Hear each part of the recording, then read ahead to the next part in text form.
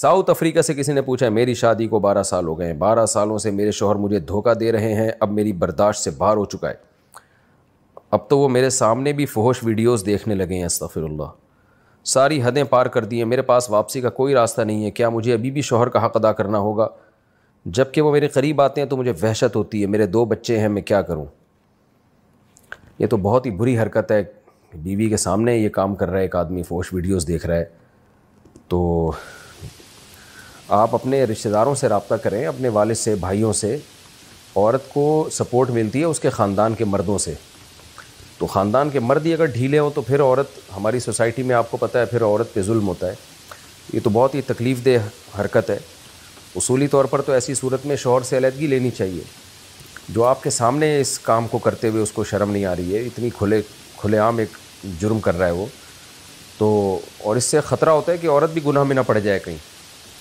تو اصولی طور پر تو یہی ہے کہ ایسے میاں سے علیحدگی لینی چاہیے، تاکہ، لیکن آج کل مسئلہ یہ ہے کہ خواتین کا علیحدگی لینے کے بعد زیادہ بڑے مسائل کھڑے ہونے کا خطرہ ہوتا ہے کہ دوبارہ شادی اچھی جگہ ہو نہ ہو، بچے نہ رول جائیں کہیں۔ تو میں اب اس بارے میں آپ کو کچھ مشورہ نہیں دے سکتا جب تک کسی کے پورے حالات سامنے نہ ہو، کیسے مشورہ دے انسان؟ تو آپ خود ہی نمٹیں اس کیس سے، اپنے رشتہ داروں کو بیچ میں ڈالیں، یہی کہہ سکتا ہوں میں۔ باقی بیسک حقوق اگر وہ آپ کے ادا کر رہا ہے تو آپ کو بھی اس کے بیسک حقوق ادا کرنے پڑیں گے، تو یہی ہے۔ باقی محبت اور ایک جو شوہر سے ایک محبت کا تعلق ہوتا ہے وہ تو اختیار میں نہیں ہے، اور ظاہر ہے اس ٹائپ کے شوہر سے عورت کہاں محبت کرے گی۔ اللہ تعالیٰ ہدایت دے آپ کے شوہر کو، میں دعا ہی کر سکتا ہوں۔ یقینی طور پر کوئی مشورہ دینا میرے لیے ممکن اس وقت تک نہیں ہے جب تک کسی کے پورے حالات سامنے نہ ہو، تو آپ اپنے خاندان کے مردوں کو بیچ میں ڈالیں۔ فحش عادات کیسے چھوڑیں؟ مجھے موبائل میں فحش چیزیں دیکھنے کی عادت پڑ گئی ہے، بہت چھوڑنے کی کوشش کی ہے مگر نہیں چھوٹ رہی۔ آپ سے درخواست ہے کہ کوئی حل بتائیں جس سے میں یہ برائی چھوڑ سکوں۔ میں عہد کرتا ہوں کہ آئندہ نہیں کروں گا مگر پھر گناہ ہو جاتا ہے، کیا اس طرح میری توبہ قبول ہوگی؟ 100 بار گر توبہ شکستی باز آ، کہتے ہیں 100 دفعہ بھی اگر آپ نے گناہ کیا ہے تو آپ 100 دفعہ توبہ کریں۔ توبہ کا دروازہ موت تک کھلا ہوا ہے، آپ گناہ کر کے تھک سکتے ہیں، اللہ توبہ قبول کر کے نہیں تھکتا۔ شیطان کرتا یہ ہے کہ پہلے تو گناہ کرواتا ہے، پھر جب انسان توبہ کرتا ہے پھر گناہ کرواتا ہے، پھر توبہ کرتا ہے گناہ کرواتا ہے، تو پھر شیطان کیا کرتا ہے؟ آدمی کو مایوس کرتا ہے، ابے تو کرتا ہی رہتا ہے، چھوڑ، توبہ سے کوئی فائدہ تو ہے نہیں۔ تو یہ شیطان کا دوسرا حملہ ہے۔ ایک حملہ وہ تھا جب اس نے گناہ کروایا تھا، ایک حملہ وہ ہے جب وہ توبہ سے آپ کو روک رہے ہیں۔ ہمارے ایک دوست تھے، بہت برائیوں میں مبتلا ہو گئے، کلاس فیلو تھے، تو میں ان کو لے گیا حضرت حکیم اختر صاحب رحمہ اللہ تعالیٰ سے بیعت کرا دی میں نے ان کو، تو ان کی شراب بھی چھوٹ گئی اور بھی برائیوں میں مبتلا تھے، چھوٹ گئے، لیکن پھر ان سے گناہ ہو گیا، پھر انہوں نے توبہ کی، 2-4 دفعہ گناہ ہوا، پھر توبہ کی، تو ایک دن مجھے ملے، کہنے لگے یار اب تو توبہ کرتے ہوئے شرم آ رہی ہے۔ تو میں نے اپنے شیخ کو بتایا کہ یہ کہہ رہے ہیں کہ توبہ کرتے ہوئے شرم آ رہی ہے، تو انہوں نے فرمایا کہ ان کو کہیں کہ توبہ توڑتے ہوئے شرم آنی چاہیے، کرتے ہوئے تھوڑی آنی چاہیے۔ یعنی ان کو شرم اس پہ آ رہی تھی کہ یار بار بار گناہ کر کے توڑ دیتا ہوں، کس منہ سے توبہ کروں میں؟ تو فرمایا توبہ توڑتے ہوئے شرم آنی چاہیے، اتنی شرم آئے کہ توبہ نہ توڑیں، اب کرتے ہوئے شرم آ رہی ہے۔ تو توبہ کے بغیر تو بھائی ہمارے پاس آپشن نہیں ہے، کیونکہ ہم جہنم کی آگ برداشت نہیں کر سکتے۔ گناہ 100 دفعہ ہوا ہے، 100 دفعہ توبہ کریں گے۔ دیکھیں ایک آدمی کے پاس ایک ہی ڈریس ہو اور وہی ہر شادی میں اس کو وہی پہن کے جانا ہے اور جانا بھی صاف ستھرا ہو کے، تو وہ ڈریس اگر 100 دفعہ بھی میلا ہوگا تو آپ یہ سوچ کے اس کو دھونا نہیں چھوڑ دو کہ یار اتنی دفعہ میلا ہو چکا ہے، جب بھی دھوتا ہوں پھر میلا ہو جاتا ہے۔ بھائی جب بھی میلا ہوگا آپ کے پاس کوئی دوسرا ڈریس تو ہے نہیں، تو آپ کو اسی کو دھو کے جانا ہے۔ تو اب آپ کے پاس نہ کوئی اور اللہ ہے، نہ آپ کے پاس جہنم میں جانے کا کوئی آپشن ہے، تو اب اللہ بھی ایک ہی ہے، معاف کرنے والا بھی وہی ہے، اور آپ بھی شیطان کی باتوں میں آ کے بار بار گناہ کرتے ہیں۔ تو پہلا کام تو یہ کرنا ہے، 100 بار بھی دن میں تو گناہ ہوگا تو آپ نے 100 بار توبہ کرنی ہے، یہ اس کا عزم کریں، میں توبہ نہیں چھوڑوں گا انشاءاللہ، یہ آپ نے پکا عہد کرنا ہے۔ دوسری بات، توبہ کی تکمیل میں یہ ہے کہ گناہ چھوڑنے کے اسباب بھی اختیار کیے جائیں۔ یعنی توبہ تو کہتے ہیں کہ جو ہو چکا اس پہ ندامت فی الحال چھوڑ دیں اور آئندہ نہ کرنے کا عزم، پکا عہد کریں کہ آئندہ نہیں کروں گا، دل میں نیت بھی ہو کہ نہیں کروں گا۔ اور اس کے بعد پھر توبہ کی تکمیل یہ ہے، یعنی آپ نے سچی توبہ کی ہے یا نہیں کی، اس کی علامت ہے کہ آپ گناہ سے بچنے کے اسباب بھی اختیار کریں۔ مثال کے طور پر موبائل پر آپ کو فحش فلمیں دیکھنے کی عادت پڑ گئی ہے تو چھوڑ دیں موبائل، اینڈرائڈ کچھ دنوں کے لیے، آپ سادہ موبائل رکھ لیں۔ لوگ کہتے ہیں اس کے بغیر گزارا نہیں ہے، تو جب موبائل نہیں تھا تو گزارا کیسے ہوتا تھا؟ کوئی پروگرام آپ نے علماء کا دیکھنا ہو تو اپنے کسی دوست سے 2 منٹ کے لیے ادھار لے لیں یا اس کو بتا دیں یار مجھے دکھا دو. نہیں بھی ہوتا تو گناہ سے بچنا بہرحال پہلے ضروری ہے. تو ایک کام تو آپ نے یہ کرنا ہے, کچھ دن کے لیے موبائل چھوڑ دیں آپ. دوسرا کام یہ کرنا ہے کہ جب بھی گناہ آپ سے ہوگا, دوسرا کام آپ نے یہ کرنا ہے کہ وہ تمام چیزیں جو آپ کو گناہ کی طرف لے کر جاتی ہیں, کیونکہ انسان یہ چیزیں دیکھتا ہے تنہائی میں, تو تنہائی اختیار نہیں کرنی آپ نے. آپ اپنا سونے کا کمرہ ایسا رکھیں جہاں دوسرے بھی موجود ہوں, اور اس طرح کا کوئی انوائرمنٹ نہ ہو جو آپ بالکل تنہا اور بالکل اکیلے ہو جائیں. یہ بھی بہت خطرناک چیز ہے, اس سے انسان کی طبیعت گناہ کی طرف مائل ہوتی ہے. تیسری چیز, آپ نے اپنے آپ کو اتنا بزی کر دینا ہے فزیکل ایکٹیویٹیز میں کہ آپ جب شام کو سونے کے لیے لیٹیں تو بری طرح تھک چکے ہوں اور آپ کو بستر پہ میٹھی نیند آ جائے. یہ بھی کام آپ کریں, اور اس سے جم وغیرہ جائیں, جاگنگ کریں اور ایکسرسائز کریں. اس سے فائدہ یہ ہوتا ہے کہ ہر وہ چیز جو انسان, جب آپ جم جاتے ہیں نا, ایک تو آپ کی انرجی یوٹیلائز ہوتی ہے اچھے کاموں میں, آپ کی باڈی گرو کرے گی. دوسرا, نفسیاتی طور پہ بھی اس سے آپ صحت مند ہو جاتے ہیں کہ آپ کو اب جسم بنانے کی فکر لگ جاتی ہے. ہر وہ کام جو آپ کی باڈی کو نقصان دے گا آپ اس سے بچیں گے. یہ جو فوج فلمیں دیکھتے ہیں, اور ظاہر ہے پھر یہ ہینڈ پریکٹس اور ان چیزوں میں اپنی صحت بھی برباد کرتے ہیں, تو ان چیزوں سے انسان بچ جاتا ہے. جم کی وجہ سے یا فزیکل ایکٹیویٹیز اگر صحت مند رکھیں گے ان سے بچ جاتا ہے انسان. تو یہ دو طرح سے بچتا ہے جو میں نے آپ کو بتائی. تیسرا کام آپ نے کیا کرنا ہے, سوتے وقت آپ کوئی اچھی کتاب مطالعے کے لیے رکھیں اپنے پاس. کہ پتہ نہیں تیسرا نمبر ہے, شاید چوتھا نمبر ہے, چوتھا نمبر ہے میرا خیال ہے, کہ آپ نے کوئی اسٹڈی کے لیے کوئی کتاب اپنے سرہانے رکھنی ہے. کوئی دلچسپ کتاب ہو, کوئی تاریخی کتاب ہو, اس کا فائدہ ہو, آپ کو معلومات ملیں. تو سیرت کی کتاب پڑھ لیں, کوئی بھی دلچسپ کتاب, وہ کتاب پڑھتے پڑھتے آپ سو جائیں گے, آپ کو نوبت ہی نہیں آئے گی اس گندگی کی طرف جانے کی. پانچواں کام آپ نے یہ کرنا ہے کہ اگر آپ کنوارے چھڑے چھاٹ ہیں تو فوراً سے پہلے شادی کرنی ہے, اور کسی کی بھی نہیں سننی اس میں آپ نے. اگر آپ کو اللہ نے وسائل دیے, آپ کو رشتہ مل سکتا ہے, تو کسی کی بھی نہ سنیں آپ. اور اس میں ماں باپ کی اطاعت بھی جائز نہیں ہے, بلکہ اللہ نے حکم دیا ہے کہ گناہ سے بچنے کا, اگر گناہ کا خطرہ ہو تو پھر تو نکاح واجب ہو جاتا ہے, تو فوراً سے پہلے آپ نکاح کریں. اور چھٹا کام آپ نے کیا کرنا ہے کہ کسی شیخ سے باقاعدہ اصلاحی تعلق بھی قائم کریں آپ. کوئی صحیح بزرگ ہوں جو سنت پر چلنے والے ہوں, بدعتی نہ ہوں, علم بھی ہو ان کے پاس. تو اگر آپ انڈیا سے ہیں تو اصلاحی تعلق قائم کریں ان سے, پاکستان سے ہیں یا عرب میں کہیں بھی ہیں تو ان کو بھی بتاتے رہیں, اپنے حالات لکھ کے دیں ان سے, تاکہ وہ بھی آپ سے گناہ چھڑوائیں. یہ بھی کام کریں. ساتواں کام آپ نے یہ کرنا ہے کہ آپ نے اپنی خواہش کو کم کرنے کے لیے روزے رکھیں, اگر ہمت اللہ نے دی ہے, کثرت سے روزے رکھیں. یہ سارے پوائنٹ جتنے ہو سکیں اتنے تو کریں نا, اگر سارے نہیں ہو سکتے تو مایوس نہ ہو کہ یار مفتی صاحب نے اتنی ساری چیزیں بتا دی, اب تو یہ تو ہو ہی نہیں سکتا. تو جتنے ہو سکتے ہیں اتنے کریں. آٹھواں کام آپ نے یہ کرنا ہے کہ جب بھی گناہ ہو آپ نے اپنے آپ کو سزا دینی ہے. وہ سزا 2-3 روزوں کی صورت میں بھی ہو سکتی ہے, صدقے کی صورت میں بھی ہو سکتی ہے. سزا نہ اتنی زیادہ ہو کہ دی نہ جائے اپنے آپ کو, نہ اتنی کم ہو کہ پتہ ہی نہ چلے. مثال کے طور پر آپ نے کہا میں سزا یہ کہ میں 1 روپے صدقہ کروں گا, تو 1 روپے تو کرتے رہیں گے سارا دن, فوش چیزیں بھی دیکھتے رہیں گے. اور اتنی سخت سزا بھی نہ ہو کہ وہ, اب آپ نے کہا 1 کروڑ روپے صدقہ کروں گا, وہ آپ کہہ رہے ہو یار کہاں سے 1 کروڑ روپے, تو اتنی ہو کہ دھچکا بھی لگے اور وہ سزا دی بھی جا سکے اپنے آپ کو. تو اس سے آہستہ آہستہ انشاءاللہ یہ برائی آہستہ آہستہ انشاءاللہ چھوٹے گی. اور پھر بھی وہ حضرت مرزوق رحمۃ اللہ علیہ کا شعر ہے کہ نہ چت کر سکے نفس کے پہلواں کو, تو یوں ہاتھ پاؤں بھی ڈھیلے نہ ڈالے. یعنی نفس کا جو پہلواں ہے نا, تیری اس سے کشتی ہے, شیطان سے اور نفس سے آپ کی کشتی ہے. تو وہ فرما رہے ہیں کہ اگر تم اس کو پٹخ کے گرا نہیں سکتے تو اب ایسا بھی نہیں ہونا چاہیے کہ ہاتھ پاؤں اس کے سامنے ڈھیلے ڈال دو اور بولو اب تو نے میرے ساتھ جتنا کھیلنا ہے کھیل لے, جو برائی مجھ سے کروانی ہے کروا لے. فرمایا ایسا بھی نہ کرو, رنگ میں اتر گئے, اب ساری زندگی کا پھڈا ہے شیطان سے اور نفس سے, لڑو, فائٹ کرو اس سے. تو کبھی وہ دبا لے, کبھی ایسا ہوگا وہ تجھے گرا کے گناہ کروا لے گا, کبھی تو دبا لے, کبھی تو بھی تو پٹخی دے کے گرانا اس کو, تو چلے گا, چلو کھیل ہو جائے گا نا, دونوں طرف ہونا چاہیے. اب آج تو نوجوانوں ہتھیار ہی ڈال دیے ہیں, شیطان ان کو گناہ کرواتا جا رہا ہے. تو اس لیے ہمت کریں, انشاءاللہ یہ گناہ چھوٹ جائے گا. لیکن جن گناہوں کی لت پڑ جاتی ہے وہ جلدی نہیں چھوٹتے, وہ آہستہ آہستہ ہی چھوٹتے ہیں. تو مایوس نہیں ہونا ہے, چھوڑنے کی کوشش کرنی ہے.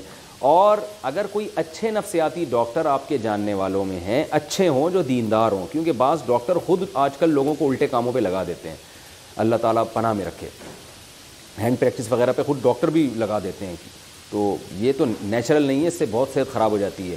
اور کہتے ہیں کوئی صحت خراب نہیں ہوتی, جو صحیح ماہرین ہیں وہ کہتے ہیں اس سے صحت پہ اثر پڑتا ہے, ذہنی طور پہ ڈسٹرب ہوتا ہے آدمی, بہت سارے اس کے نقصانات ہیں جو ابھی میرا ٹاپک نہیں ہے. تو اس لیے کوئی اچھا دیندار ڈاکٹر ہو تو اس سے بھی رابطہ کیا جا سکتا ہے انشاءاللہ.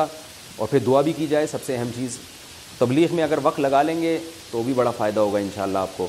تو آہستہ آہستہ یہ انشاءاللہ آپ سے فحش عادات چھوٹ جائیں گی اور آپ کو بہت اللہ اجر دے گا. کیونکہ جس زمانے میں جو گناہ پھیل جائے نا اور کوئی اس گناہ سے بچے گا تو پھر اللہ کے یہاں اس کی ویلیو بہت زیادہ ہوگی. کیونکہ قرآن کہہ رہا ہے وَقَلِيلٌ مِّنْ عِبَادِيَ الشَّكُورُ, میرے شکر گزار بندے تھوڑے ہیں. تو جو تھوڑی چیز ہوتی ہے اس کی مارکیٹ میں قدر ہوتی ہے نا, تو اللہ کے یہاں بھی اس کی قدر ہوتی ہے. جو تھوڑی چیز ہوگی اللہ بھی اس کی قدر کرتا ہے. شکر گزار لوگ, یہ گناہ سے بچنے والے لوگ, فحش عادات سے بچنے والے لوگ تھوڑے ہیں. دنیا میں مختلف زمانوں میں مختلف بت رہے ہیں جو انسان کو اللہ سے غافل کرتے ہیں. ہر دور کا بت دوسرے بت سے الگ ہوتا ہے. نوح علیہ السلام نے جب اپنی قوم کو دعوت دی تو 5 بڑے بڑے بت تھے جن کو وہ لوگ پوجا کرتے تھے. ود, سوا, یغوث, یعوق, نصر. لا تذرن ودا ولا سواعا ولا یغوث ویعوق ونسرا. دیکھو انسان کی طبیعت یہ ہے کہ جب وہ خالی ذہن ہوتا ہے تو اس میں کچھ بھی ڈال دیا جائے وہ اس کو فالو کرنا شروع کر دیتا ہے. خالی کاغذ پہ آپ کچھ بھی لکھو, لکھا جائے گا اس کے اوپر.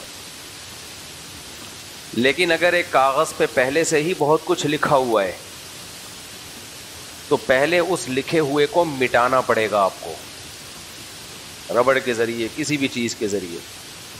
اس لکھے ہوئے کے ہوتے ہوئے دوسری چیز اس میں نہیں آ سکتی. صفحہ بھرا ہوا ہے, جگہ ہی نہیں ہے اس میں, یا جگہ ہے لیکن بہت تھوڑی جگہ ہے, دائیں بائیں آپ اس میں حاشیے چڑھا رہے ہو,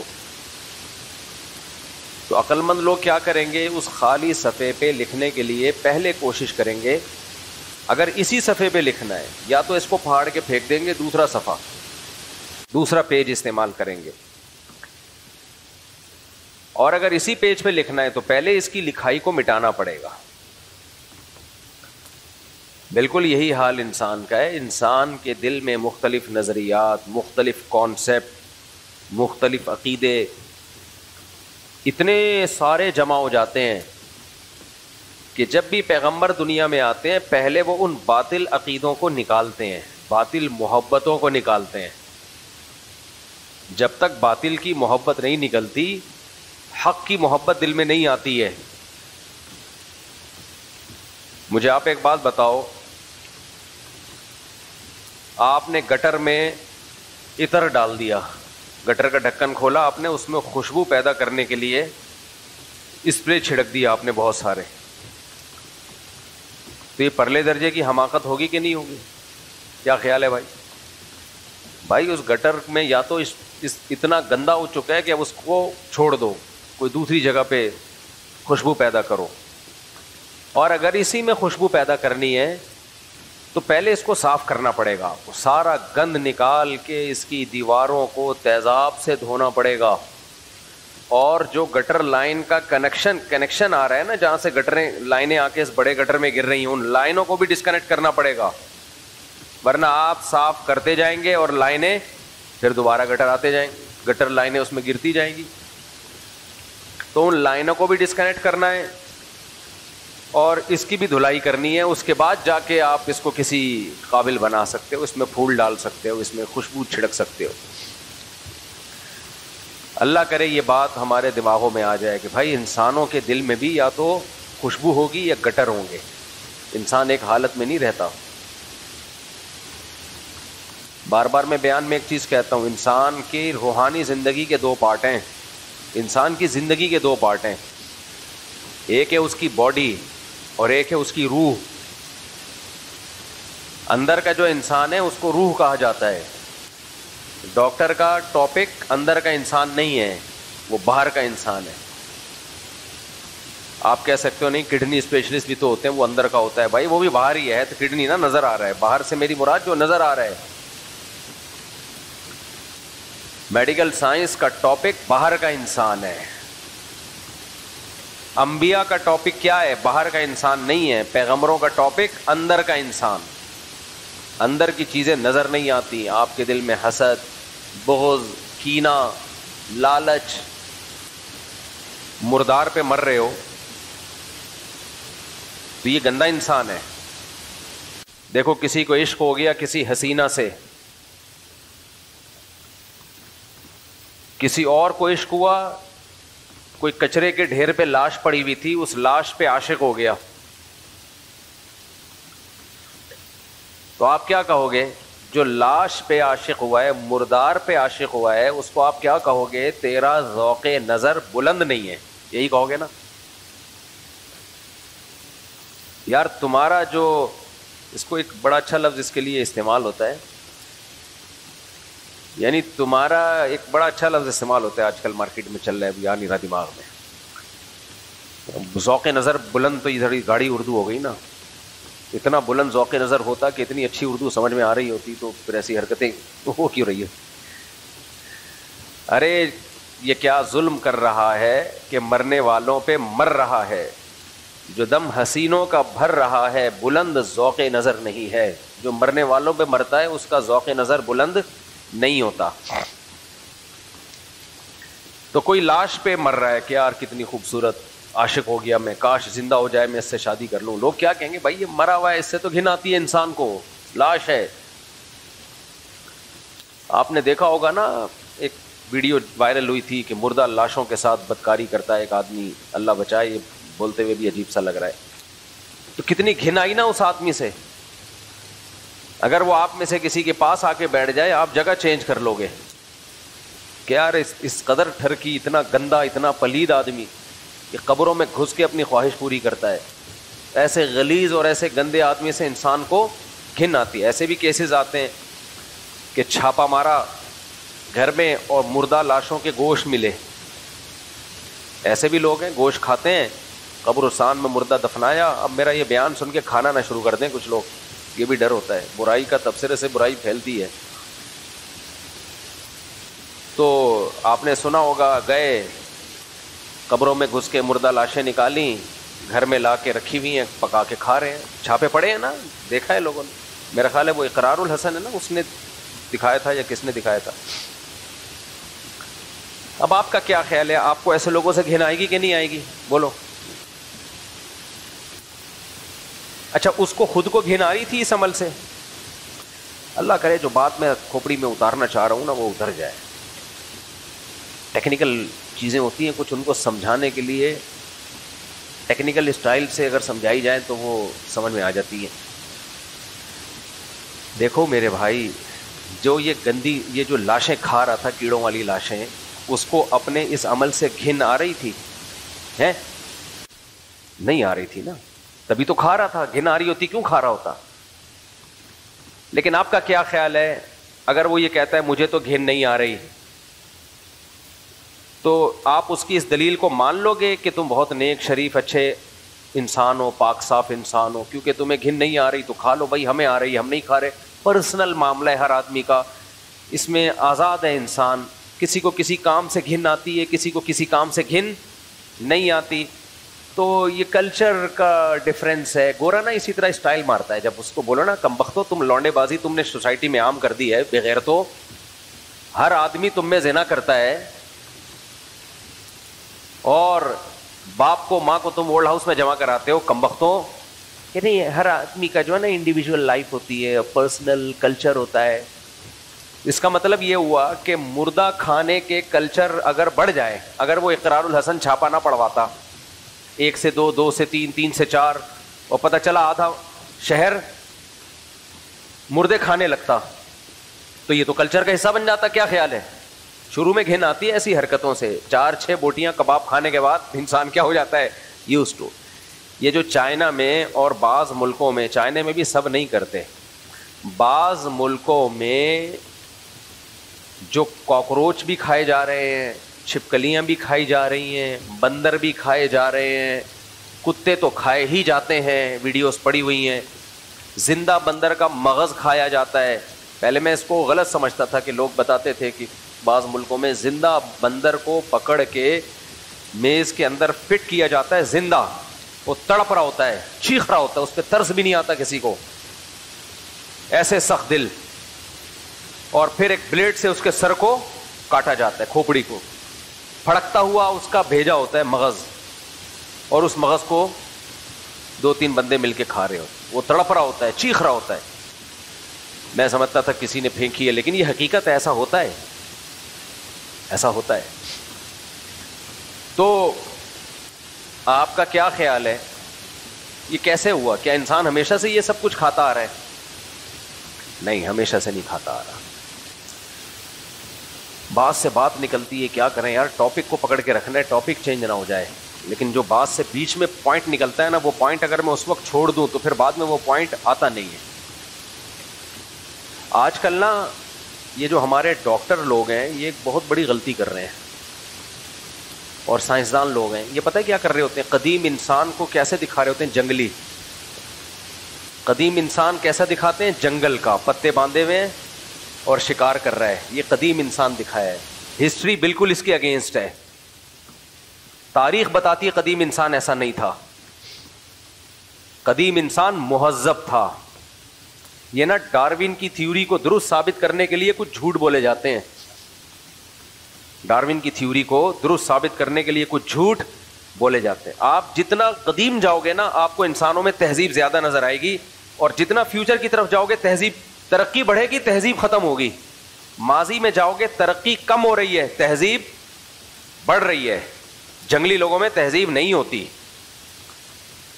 اور فیوچر کی طرف جاؤ گے ترقی بڑھ رہی ہے, لیکن تہذیب کیا ہو رہی ہے؟ ہائے ہائے ہائے, اللہ کرے بات سمجھ میں آ جائے. دیکھو آپ نے سائنس کی کتابوں میں پڑھا ہوگا, یا ڈاکومنٹریز جب آپ دیکھتے ہیں, ڈاکٹر لوگ کہتے ہیں ہمیں گوشت کھانا چاہیے. کیوں کھانا چاہیے؟ دیکھتے ہیں پرانے زمانے میں جنگلی لوگ کیا کرتے تھے, شکار کر کے ایسے گائے کا شکار اور وغیرہ وغیرہ, ہرن کا شکار کرتے تھے, یہ گوشت کھاتے تھے. تو پرانے زمانے کا تصور کیا آئے گا کہ ہمارے باپ دادے جنگلی تھے, یہی آئے گا نا, کیونکہ انہوں نے اس کو جوڑنا ہے بندر سے. وہ بندر تو جنگلوں میں رہتا ہے, کوئی مہذب تھوڑی ہوتا ہے. تو بندر سے جب آپ, یا چمپینزی سے جب آپ اپنا نسب ثابت کرو گے, تو ماضی میں آپ کو انسان کو کپڑے لیس بھی کرنا ہے, اور اس کی خوراک کا بھی طریقہ یہ دکھانا ہے کہ وہ اس طرح سے جنگلوں میں بھاگا کرتا تھا. اور جنگل سے ہمیں کوئی وہ نہیں ہے, جنگلوں میں رہتے ہوں گے انسان, لیکن یہ ثابت کرنا کہ غیر مہذب تھا انسان. کیا تھا؟ غیر مہذب, تہذیب نہیں تھی اس میں. لیکن جب ہم ہسٹری پڑھتے ہیں نا, ہسٹری بالکل اس کے اگینسٹ ہے. ہسٹری یہ بتاتی ہے کہ ماضی میں تہذیب زیادہ تھی. دیکھو 3 بڑی قومیں دنیا میں آج بھی جن کا وجود ہے, یہودی, عیسائی اور مسلم, ان سب کا ماضی حال سے زیادہ اچھا تھا. دنیا میں اکثریت کن کی ہے؟ 3 بڑے مذاہب ہیں, جن کو ملایا جائے تو بہت بڑی آبادی بنتی ہے ان کی. سب سے زیادہ کرسچینٹی, اس کے بعد منہ سے بول لینا مسلمان, اس کے بعد آسمانی مذاہب میں یہودی.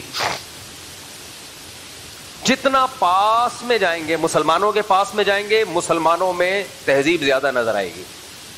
آپ اسلاف کے واقعات اٹھا کے پڑھیں, آدمی حیران ہو جاتا ہے, کیا یہ کیسے ہیرے لوگ تھے. یہ پورے پورے ملک ان کی ایمانداریوں کو دیکھ کے مسلمان ہو گئے, ان کی قربانیوں کے جذبے. پھر عیسائیت کی طرف جائیں آپ, کرسچینٹی کی طرف, جو ماضی میں آپ کو حضرت عیسیٰ اور ان کے بعد والے لوگ انسانیت کے اخلاقیات کے سب سے اعلیٰ معیار پر آپ کو ملیں گے. وہ اخلاقیات کے سب سے, بولو, اعلیٰ معیار پر. آپ ہسٹری پڑھیں. پھر یہودیت میں اگر آپ قدیم یہودی کی طرف جائیں, اس سے پہلے بھی اگر ہم جاتے ہیں, میں ایک مثال آپ کو دیتا ہوں جس سے بات سمجھ میں آئی. میری کوشش ہوتی ہے کہ بحث کو پیچیدہ کرنے کے بجائے نا 2 اور 2 4 کی طرح کچھ ایسے ثبوت دیے جائیں جس کا کسی کے پاس کوئی جواب ہی نہ ہو. زیادہ لمبی چوڑی تقریر کروں گا تو بات سمجھ میں نہیں آئے گی. دیکھو پوری دنیا میں نکاح کا رواج, شادی بیاہ کا رواج بڑھ رہا ہے یا کم ہو رہا ہے؟ بولو, بڑھ رہا ہے یا کم ہو رہا ہے؟ کم ہو رہا ہے. کیا خیال ہے؟ حالانکہ ہم یہ کہہ رہے ہیں انسان تہذیب یافتہ ہو رہا ہے بھائی. پہلے جنگلی تھا, کیا جنگلی قوموں میں، کیا بندروں کی نسلوں میں شادی بیاہ کا رواج ہو سکتا ہے؟ نکاح پہ لانے کے لیے نا، نکاح پہ لانے کے لیے کہ نکاح کے ساتھ رہو اور خاندانی نظام کو لے کے چلو، اس کے لیے اتنی پاورفل موٹیویشن چاہیے، اتنی پاورفل موٹیویشن چاہیے کہ یہ موٹیویشن حکومت کے بس میں بھی نہیں ہے. یعنی اگر لاکھوں لوگ مل کے ایک گول میز کانفرنس کریں، اس کے لیے وہ میز بھی بہت بڑی ہوگی، گول میز کانفرنس تو ایک مشہور ہو گئی نا، یعنی ایک بہت بڑی کانفرنس کریں لاکھوں لوگ مل کے کہ ہم نے زنا نہیں کرنا، ہم نے فیملی سسٹم کو پروموٹ کرنا ہے، کسی مرد کو کسی عورت سے ریلیشن کی اجازت نہیں ہے اس کی رضا کے باوجود بھی. آپ کا کیا خیال ہے، سب اس پہ ایگری ہو جائیں گے؟ جن نوجوانوں کو جب ٹھڑک سوار ہوگی کھوپڑی میں، یا کسی عورت کے کھوپڑی میں ٹھڑک جب سوار ہوگی، تو وہ نکاح کا انتظار نہیں کرے گی، وہ ملیں گے. تو اب مجھے ایک بات بتائیے کہ ماضی میں اگر ایسا ہوا کہ چند لاکھ لوگ مل گئے، انہوں نے کہا کہ ہم فیملی سسٹم کو پروموٹ کریں گے، نکاح کو رواج دیں گے ہم، اور اس رواج دینے کے لیے ہم قانون سازی بھی کریں گے، کوئی ایک ان کا خلیفہ بن گیا، بادشاہ بن گیا، جیسے کہ طاقتور پہلے بادشاہ بن جایا کرتا تھا، اور اس نے یہ نظام چلا دیا. آج کی حکومتیں کتنی پاورفل ہیں، وہ اس سسٹم کو، میرج سسٹم کو پروموٹ کرنے کی پوری کوشش کے باوجود ناکام ہو گئی ہیں. طلاقوں پر پابندیاں لگا دی، امریکہ کینیڈا میں ہو طلاق دو آدھی جائیداد، یو کے میں بہت کچھ کر کے دیکھ لیا، پھر بھی رزلٹ تقریباً زیرو. تقریباً بھی میں نے احتیاطاً لگا دیا، ورنہ زیرو ہے. اگر کوئی کر رہا ہے تو اپنے طور پہ کر رہا ہے، حکومت کے دباؤ میں نہیں کر رہا. وہ کوئی نکاح وکاح کر رہا ہے نا تو وہ اپنے طور پہ کر رہا ہے. اب سوال پیدا ہوتا ہے کہ ماضی میں ہم چلے جا رہے ہیں، آپ ویڈیوز میں تصویروں میں دکھاتے ہو انسان جنگلی تھے، یہ جنگلی کب جمع ہوئے اور انہوں نے سوسائٹی میں شادی بیاہ کے رواج کو فروغ دیا؟ یہ کب جنگلیوں کا اجتماع ہوا تھا؟ جنگلیوں میں ایسا اجتماع نہیں ہو سکتا.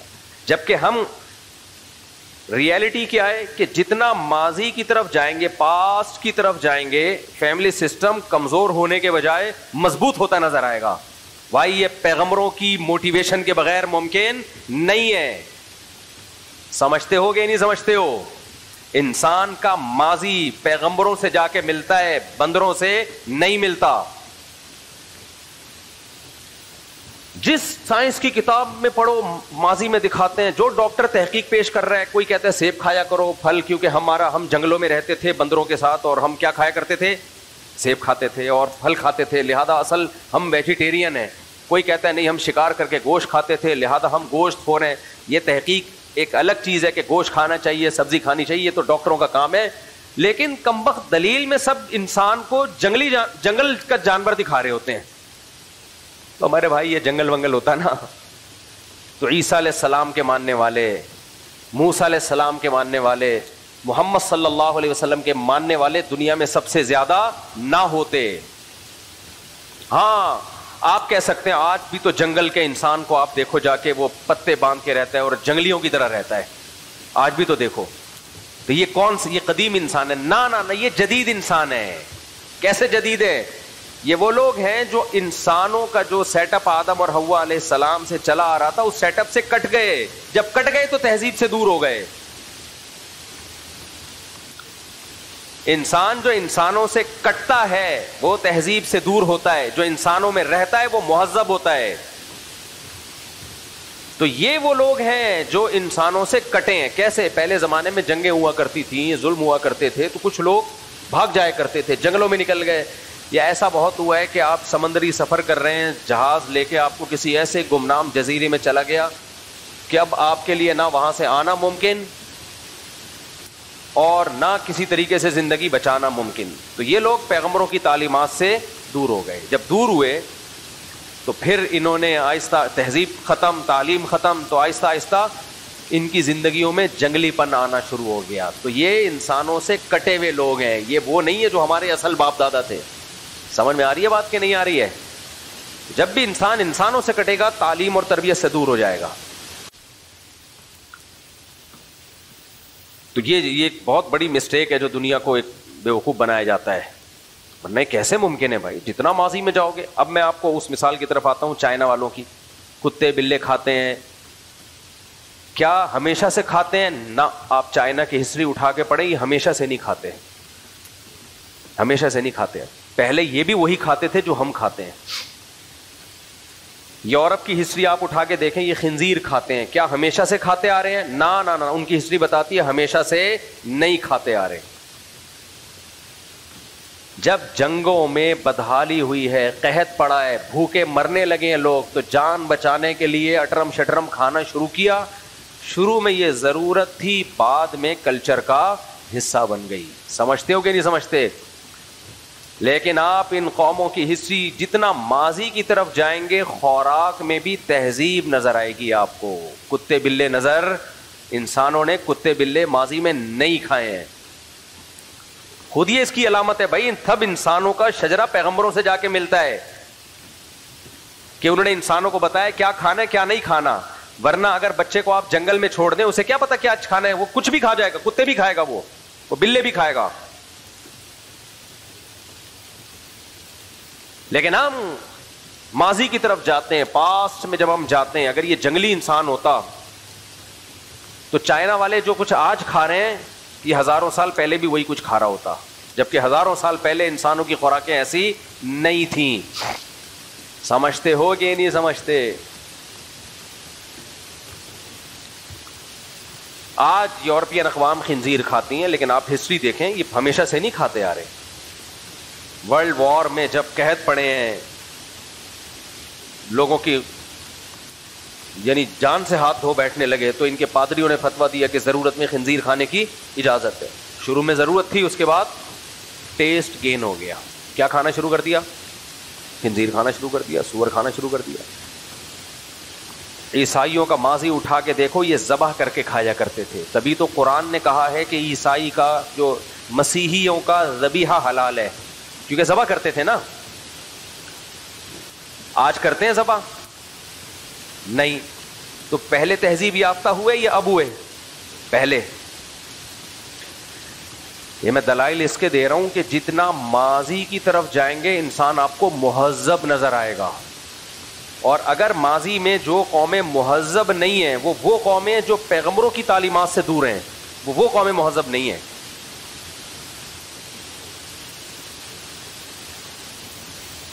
تو جتنا آپ ماضی کی میں جائیں گے، تو یہ جو چائنا والے کھا رہے ہیں نا، اور سارے ابھی نہیں کھاتے. ابھی بھی بہت سے چائنا کے لوگ کتوں سے نفرت کرتے ہیں کہ نہیں کھانے کی چیز نہیں ہے یہ. تو ان کے دل میں یہ کہاں سے آیا کہ یہ کھانا ہے یہ نہیں کھانا ہے؟ جو اپنی اصل فطرت پہ رہے وہ آج بھی نہیں کھا رہے، جو ہٹ گئے انہوں نے کھانا شروع کر دیا. تو اس لیے پتہ چلتا ہے انسان کا جو ماضی ہے وہ بندر یہ جنگل نہیں ہے. انسان کا ماضی انتہائی مہذب انسان، پہلا انسان آدم، وہ انتہائی مہذب تھے. پہلی جو ہماری ماں ہیں وہ کون ہیں؟ اماں حوا، وہ انتہائی مہذب تھیں، تبھی ان کی نسل میں تہذیب آئی ہے، ورنہ کہاں سے سیکھی انسان نے تہذیب؟ اور یہ جو دعویٰ ہے کہ نہیں انسان میں جیسے ترقی ہو رہی ہے تہذیب بہت آتی چلی جا رہی ہے، پہلے کم تھی اب زیادہ ہے، یہ بہت بڑا جھوٹ ہے، یہ فیک ہے. ترقی اور تہذیب میں فرق ہے. دیکھو دولت جب آتی ہے نا تو چہرے پہ کچھ خوشحالی آ جاتی ہے، اس کو لوگ تہذیب کہتے ہیں. غریب کے چہرے پہ وہ خوشحالی نہیں ہوتی، اس کو کہتے ہیں بد تہذیب. باہر ملکوں میں دولت ہے تو سڑکیں بھی صاف اور فٹ فاٹ، اس کو ہم کیا کہہ رہے ہیں؟ تہذیب. او بھائی وہ تہذیب نہیں، وہ غریب آدمی کی جھونپڑی میں اے سی لگا دو اور 4-5 ملازمین رکھ دو اور جھونپڑی کو آپ شیش محل بنا دو، وہ بھی مہذب کہلائے گا. وہ دولت ہے، وہ تو بڑھ رہی ہے، پہلے کم تھی اب زیادہ ہے. تہذیب میں چند چیزیں ہیں. اب میں آتا ہوں اسی والی مثال کی طرف، وہ جو مردے چرایا کر کے کھایا کرتا تھا. مجھے ایک بات بتاؤ، وہ جو قبروں سے مردے اقرار الحسن نے جس کو پکڑا تھا، آپ کا کیا خیال ہے وہ مہذب انسان تھا؟ انتہائی اخلاق سے گری ہوئی حرکت کہ گوشت کس کا کھا رہے ہو؟ مردوں کا. نئے لوگ بہت سارے آ چکے ہیں، میں اس کو دوبارہ ریپیٹ کر دوں، دوبارہ تھوڑا سا ریپیٹ کر دوں اس کو. ایک چھاپا پڑا تھا کہ ایک شخص کے گھر سے گوشت نکلا تھا مردہ لاشوں کا، جس کو وہ کوکر میں پکا کے وہ بھی اور پورا خاندان کھاتا تھا. آپ کو سن کے گھن آ رہی ہے کہ نہیں آ رہی ہے؟ سوچو ہمیں یہ واقعہ سن کے گھنا. آپ بھی بول رہے ہو کہ صاحب بار بار کیوں ریپیٹ کر رہے ہو اپنی زبان سے؟ ہے بھائی نہا کے آئے ہو آپ, کتنا گندا واقعہ آپ ریپیٹ کر رہے ہو. مردے کھاتا تھا, گھن آ رہی ہے سن کے بھی. سوچو ہمیں سن کے گھن آ رہی ہے, اس کو کھا کے گھن. اچھا یہاں کچھ لوگ نا بڑے فنٹر بننے کی کوشش کرتے ہیں. دیکھیں ہو سکتا ہے بیچارے کو کوئی مجبوری ہو. بس کرو یار, بس کرو. ایسے لوگوں کو میں کہتا ہوں جب تم مرو نا تو وصیت کر کے جانا مجھے اس کو کھلا دینا, مجبور ہے بہت زیادہ بیچارہ وہ. ہاں وہ بھی میں نے بتایا نا آپ کے آنے سے پہلے. اب اس کو وہ اتنی گھن والا ہے کہ اس کو بات پر ریپیٹ نہیں کیا جا رہا. وہی مردوں کے ساتھ زنا کرتا تھا. اب مجھے بات بتاؤ, میں دوبارہ اصل ٹاپک کی طرف آتا ہوں. آپ کو یہ سنتے ہوئے گھن آ رہی ہے, اس کو کھاتے ہوئے گھن نہیں آ رہی تھی. ہمیں کیوں یہ غیر شائستہ کام لگا, غیر اخلاقی؟ اس لیے کہ ہمیں گھن آ رہی ہے. اس لیے نہیں کہ عقلی لحاظ سے یہ غلط معلوم ہو رہا ہے ہمیں. نہ نہ نہ, کچھ چیزیں عقل سے ثابت نہیں ہوتی, فیلنگ سے پتہ چلتا ہے. فیلنگز, مثال کے طور پر کہیں گوبر پڑا ہوا ہے, اس میں سے بدبو آ رہی ہے, آپ نے ناک یوں پکڑی, بدبو آ رہی ہے اسمیل. دوسرا گیا وہ ناک اس کے اوپر رکھ کے سونگ رہا ہے, کہہ رہا ہے بڑے دنوں کے بعد آج کچھ ڈھنگ کی چیز سونگنے کو ملی ہے مجھے. آپ اس کو بولو یار تو لگتا ہے کہ بھنگیوں کو بھی تو نے مات کر دیا یار. بھنگی بھی بیچارہ جب گٹر صاف کرتا ہے وہ بھی ناک پہ ہاتھ رکھتا ہے, بڑا گندا ہے یار تو. کہ کیا دلیل ہے؟ کہہ رہے خوشبو آ رہی ہے اس میں سے. آپ عقل سے ثابت کر سکتے ہو؟ ہے بھائی, عقل سے آپ نے ثابت کیا کہ نہیں دیکھ یہ بدبو ہے. دیکھ غفار کو بولا, وہ بھی کہہ رہا ہے بدبو ہے. وہ کہہ رہا ہے غفار بھی جھوٹ بول رہا ہے. تم سب ملے ہوئے ہو, ڈالر مفتی ہو, تم سب کیا ہو؟ اس کو اس واقعے سے نہ جوڑیں, وہ ختم, ٹاپک ختم ہے ابھی, اس کو دوبارہ نہ اٹھائیں, وہ ٹاپک کو سمیٹ جائے. تو آج کل یہی ہے نا, آپ کی رائے سے جو بھی اختلاف کرے, درباری ہے, سرکاری ہے, ڈالر ہے, فلانا ہے. ابے تم تو رائے کا اختلاف, دلیل کا جواب دلیل سے جو. یہ کیا بات ہوئی؟ آپ کورٹ میں کیس چلا, 2 گواہ پیش کیے, ابھی چھوڑو, پھر بات لمبی ہو جائے گی. خیر, تو آپ نے کو اسمیل آ رہی ہے, اس کو اسمیل نہیں آ رہی. آپ نے سائنسدان بٹھا دیا, بے بدبو ہے. وہ کہہ رہے ہیں سائنس سے ثابت کرو. سائنس سے کون ثابت کرے گا؟ سائنسدانوں نے مشینیں لے کر آئے, دکھا دیا جراثیم ہے, دیکھو یہ جرمز نظر آ رہے ہیں اس کے گوبر کے اندر, یہ ان کی اسمیل ہے. کہ وہ دہی میں بھی تو جراثیم ہوتے ہیں, بیکٹیریا تو اس میں بھی ہوتے ہیں, پھر وہ بھی بدبو ہے. تو پھر سائنسدان جاپان سے اسپیشل بائر سائنسدان منگوایا آپ نے کہا, جاپانیوں نے کہا دیکھو دہی کے جو بیکٹیریا ہیں وہ فائدے مند بیکٹیریا ہیں, یہ جو بیکٹیریا ہیں یہ گندے ہیں.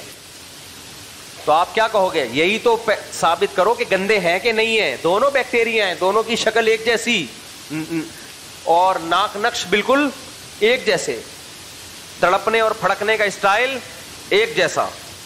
خدا کی قسم قیامت آ جائے گی, آپ یہ ثابت نہیں کر پاؤ گے کہ یہ گندا ہے. آپ بولو گے اس کے لیے ضروری ہے کہ پہلے خود صاف ہو. ناک میں جو سونگنے کے سافٹ ویئر ہیں وہ چینج کروا تو اپنے, تیرے الٹے ڈل گئے ہیں, تو یہ ریپیئرنگ سے ٹھیک ہونے والا بندہ نہیں ہے. تو خوب سمجھ لو, اس سے ہمیں پتہ چلتا ہے جس انسان کی تربیت ہوئی بھی ہو نا, اس کو صفائی کے ماحول میں رکھا جائے, اس کو خوشبوؤں کے ماحول میں رکھا جائے, تو جتنا اچھے ماحول میں رکھا جائے گا اس کو بدبو اتنی زیادہ محسوس ہوگی, اور جس کو جتنا گندے ماحول میں رکھا جائے گا اس کو بدبو اتنی کم محسوس ہوگی. کوئی خاندانی آدمی ہو جو ہمیشہ عود کی دھونیوں میں رہا ہو, آپ جائیں نا سعودی عرب میں جو رائل فیملی اور مسقط وسقط میں جائیں, جب آپ ان کے گھروں میں ہو ایسی خوشبو, عربیوں میں ایک عادت ہے, جب آپ آ کے بیٹھتے ہیں تو آپ کے جبے میں بھی خوشبو ڈالتے ہیں, وہ دھونی عود کی. جب میں یہ بات کرتا ہوں نا, لوگ آ کے مجھ پہ بھی اسپرے چھڑکنا شروع کر دیتے ہیں. خدا کے لیے یہ الکوہلک اسپرے سے جان چھڑاؤ. خود نہیں چھڑاتے, میری تو چھڑا دو. میں نہیں لگاتا یہ الکوہلک, بالکل ایسے دماغ میں وہی بات ہے, بدذوقی ہے, بدذوقی ہے. کیا بولوں میں زیادہ, کیونکہ بہت سے لوگ اسپرے استعمال کرتے ہیں, وہ ناراض ہوں گے. خوشبو جو ہے نا, خوشبو آرگینک اچھی ہوتی ہے, اس سے دماغ خراب نہیں ہوتا, سکون ملتا ہے. جو آج کل الکوہلی خوشبو آ رہی ہے جائز ہے یہ بھی, لیکن یہ بس جن لوگوں کو زیادہ ذوق نہیں ہے ان کو اچھا لگتا ہے, یہ جو ذرا اچھا ذوق رکھتے ہیں, 4 شادیوں کو ذوق, استغفر اللہ, یعنی ان کے لیے نہیں ہے یہ. ان کو اوریجنل عود اچھی لگتی ہے, لیکن اوریجنل ہو. آج کل اوریجنل بھی جب کوئی دے رہا ہوتا ہے تو میں کب کپا رہا ہوتا ہوں, مجھے پتا ہوتا ہے یہ اوریجنل نہیں ہوگی, خیر میں لے لیتا ہوں, کسی اور کو پارسل کر دیتا ہوں. دوسرے نمبر پہ خس ہے. اچھا مجھے خوشبو ہدیہ نہ کیا کریں, کیونکہ جیسے ہی کوئی مجھے خوشبو دیتا ہے میں پارسل کر دیتا ہوں اس کو آگے. خوشبو میں خود اپنی مرضی سے, کچھ چیزیں ایسی ہوتی ہیں نا جو انسان اپنی مرضی کی رکھتا ہے, وہ دوسروں کی مرضی کی ہوتی نہیں ہے. تو خس ہے, عنبر ہے, اوریجنل ہو کہیں سے. اسی طرح یہ ہے ایک اور خوشبو, عود اوریجنل. سب سے بہترین تو عود کی دھونی ہے. دھواں نہیں ہوتا عود کا, لکڑی جلتی, کیا مزہ آتا ہے یار. تو عربوں میں عادت ہوتی ہے کہ جب بھی جا کے بیٹھتے ہیں وہ دھونی آپ کے جبے کے نیچے رکھتے ہیں, وہ دھونی اوپر آتی ہے, پورا خوشبو سے معطر ہو جاتا ہے. اب جس نے ساری زندگی یہ کیا ہو اس کو تو میرے بھائی تھوڑی سی بدبو آپ سنگھا دیں وہ تو بے ہوش ہو جائے گا. تو جتنا اچھے ماحول میں ٹائم گزارا گندگی سے اتنی نفرت زیادہ. میں اکثر اس موقع پہ مجھے ایک واقعہ یاد آتا ہے. ہمارے شیخ حضرت مفتی رشید احمد صاحب رحمہ اللہ تعالی بہت صفائی ستھرائی والے تھے, بہت زیادہ. لدھیانہ سے تعلق تھا, ہندوستان کے لدھیانہ کے پنجابی تھے نا, پنجابی بڑے بڑے چودھری ٹائپ کے, اس خاندان سے ان کا تعلق تھا. تو باپ دادا سے خاندان میں بہت صفائی چلی آ رہی تھی, بہت زیادہ. اور سلیقہ بھی صفائی کے ساتھ ساتھ دوسری چیز کیا تھی, سلیقہ. میں جب مدرسے گیا تو میں حیران ہو گیا سلیقہ دیکھ کے. میں نے کہا بھائی یہ کیسا مدرسہ ہے بھائی. طلبہ کی چپلیں لائن سے رکھی ہوئی تھی, کوئی آڑی ترچھی چپل نہیں, لائن سے, اور چپلوں کے نیچے کا جگہ بھی صاف, کوئی ایک مٹی کا نشان نظر نہیں آتا تھا. گملے لائن سے رکھے ہوئے اور اس میں صفائی ستھرائی. نیا کوئی طالب علم آتا تھا نا وہ پینڈو پن دکھاتا تھا اپنا, ہمیں پتا ہوتا تھا یہ مار کھائے گا. مار کا مطلب زبانی ڈانٹتے تھے. وہ کیا کرتا تھا, کچھ کھایا نا, جیسے ٹافی کھائی ہے تو پنی اس کی گملے میں ڈال دی. ہمیں ہنسی آتی تھی, ابے کیا پینڈو والی حرکت کر رہے. نیا طالب علم آتا نا وہ اٹھاتا اور پنی گملے میں ڈال دیتا. ہمیں کہتے ہنستے تھے ہم, یہ کیا کر رہا ہے, کیونکہ ہمیں ایسی ٹریننگ کر دی تھی کہ بھائی یہ ڈسٹ بن میں ڈالنے کی چیز ہے. اور کچھ نئے نئے طلبہ آتے تھے وہ بلغم نکال کے گملے میں فائر مارتے تھے, جیسے تھوکتے تھے. اب گملے میں ہوتی تو مٹی ہے لیکن وہ تھوکنے کے لیے نہیں ہوتی, وہ پودے لگانے کے لیے تاکہ خوبصورت نظر آئے. جب آپ اس میں تھوکیں گے یا کوئی نسوار کی پھٹکی لگا کے پھینکیں گے وہ تو ہمیں پتہ چل جاتا تھا نواں آیا ہے یہ کیا ہے. اس طرح کوئی طالب علم واش روم گیا اور لائٹ بند نہیں کی, واپس آ گیا لائٹ کھلی ہوئی ہے, ہمیں اندازہ ہو جاتا تھا بھی نیا نیا آیا ہے. یہ تصور نہیں تھا کہ آپ واش روم سے باہر آؤ اور سوئچ آف کیے بغیر باہر آ جاؤ آپ. تو حضرت بہت زیادہ صفائی, بہت زیادہ. ایک دن کیا ہوا, حضرت نے واقعہ بتایا کہ ہمارے گاؤں میں ٹریکٹر خراب, حضرت کی زمینیں تھیں وہاں سے آمدن بھی آیا کرتی تھی, تو ٹریکٹر خراب ہو گیا. تو ٹریکٹر کا جو مزدور ہے نا جو ٹریکٹر چلا رہا تھا وہ ٹریکٹر کے نیچے لیٹا, بنیان پہنا ہوا تھا اس نے, اور نیچے سے اس ٹریکٹر کو صحیح کرنے لگا. حضرت کی نظر پڑ گئی اس کی بغلوں پہ. وہ تو بڑے نفیس طبیعت کے تھے. حضرت کہتے ہیں میری مجھے ایسی قے آنے لگی اس کی بغلوں کو دیکھ کے, جو کہتے ہیں افریقہ کے جنگلات نظر آئے مجھے, افریقہ کے اور امیزون کے جنگلات. حضرت کہتے ہیں پھر میں بہت گہرائی میں چلا گیا نا, کیونکہ ایسا منظر حضرت نے کبھی زندگی میں دیکھا نہیں تھا. تو مجھے ایسا لگا جیسے اس میں کھٹمل اور جوئیں کبڈی کھیل رہے ہیں, حالانکہ ایسا نہیں تھا. لیکن حضرت کا دماغ, کیونکہ کبھی دیکھا نہیں نا یہ منظر, اتنی گندگی کہ بغلے کے بال اتنے بڑے ہوئے ہیں. ایک دفعہ میرے ساتھ بھی ایسا ہوا کسی گورے کے ملک میں نا, میں نے جوتے خریدنے تھے, ہم نے کہا یار یہ 2 بندے کھڑے ہوئے تھے, وہ دونوں نے جب ہاتھ یوں کیا تو میں 180 پہ گھوما ہوں ایسے کر کے. یار ایک کے نہیں ہوتے دوسرے کے ہوتے, آدمی کہتا ہے چلو وہ بھول گیا ہوگا, ان کے یہاں جمعہ تو ہوتا نہیں ہے تو چلو کرسمس کے موقع پہ کر لیا ہوگا. تو وہ جب ٹن ایسے جب انہوں نے یوں کیا نا, مجھے لگا جب سے پیدا ہوئے ہیں آج تک, سارے گورے ایسے نہیں ہوتے, صاف ستھرے بھی ہوتے, لیکن وہ ایسے تھے کوئی، میں نے کہا کوئی سمجھانے والا نہیں ہے یار ان کو. خیر ہم تو گھومے ٹن مارے. ہم نے کہا بھائی میں جوتے خریدتا ہی نہیں ہوں یہاں سے, جب بھی میں جوتے پہنوں گا مجھے وہ منظر دماغ میں آئے. خیر تو میں یہ عرض کر رہا تھا کہ گندگی میں اگر کوئی رہا ہو تو اسے گوبر کی بدبو یا گندگی کم محسوس ہوگی. ایسا ہی ہے نا. ویسے گوبر میں وہ والی بدبو نہیں ہوتی جو بہت زیادہ گھن آئے, کیونکہ یہ جانور اللہ نے انسانوں کے لیے پیدا کیے پالنے کے لیے, تو ان کی لید میں اس درجے کی اسمیل نہیں ہوتی. زیادہ جو بدبو اور گندگی ہوتی ہے وہ ہوتی ہے کتے بلیوں کے پیشاب میں. جو لوگ گھروں میں کتے پالتے ہیں ان کے گھر میں بدبو آتی ہے, وہ بڑی غلیظ بدبو ہوتی ہے, وہ صحت کے لیے بھی بہت نقصان دہ ہے وہ. اس لیے کتے بلے مت پالا کرو گھروں کے اندر. بلی اگر پالنی بھی ہے تو اس کو پورا صفائی ستھرائی کا خیال کیا کریں. ہمارے ایک بزرگ آتے ہیں, ان کے بچوں نے گھروں میں بلیاں پال پال کے ایسا گند مچایا ہوا ہے. ابا کو تو پہلے پال لو میرے بھائی, اس کے بعد بلی ہے. ابا پریشان ہے, ناراض ہے, اس کے خیال نہیں ہے. خیر حلال جانور پالا کریں, حلال جانور. بکریاں پالیں, مرغیاں پالیں, گائے پالیں, بھینس پالیں, ان میں برکت ہے. اونٹ کی تو جگہ نہیں ہے ہماری سوسائٹی میں, ورنہ میں اونٹ کو بھی بولتا کہ اونٹ بھی پالیں. ان میں برکت رکھی اللہ تعالیٰ نے. آج کل تو انٹرنیٹ پہ ایسے بہترین طریقے آئے ہوئے ہیں چھتوں پہ بکریاں پالنے کے, صفائی بھی رہے گی. بہت ٹیکنالوجی نے, میں باہر ملکوں میں گیا ہوں, گوروں کے پالنے کے طریقے دیکھ کے حیران ہو گیا. اب چھتوں پہ بھی پال سکتے ہیں.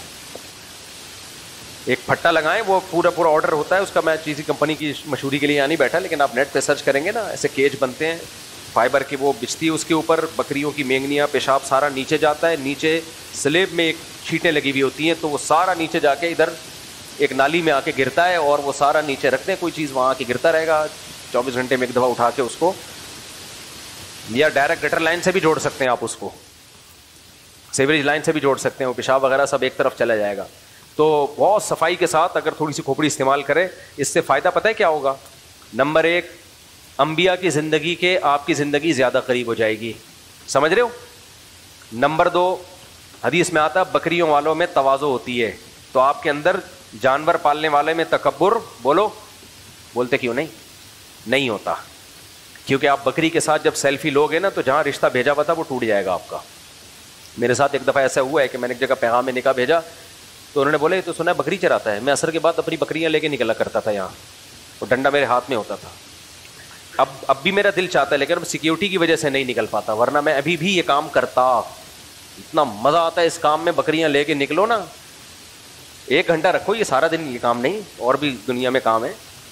لیکن یہ جو انٹرٹینمنٹ ہے نا آپ کی موبائل پہ بیٹھے ہوئے, یا ڈرامے فلمیں, اس سے خدا کی قسم یہ کروڑا گنا بہتر ہے. اتنا مزہ آتا ہے بکریاں پالنے میں.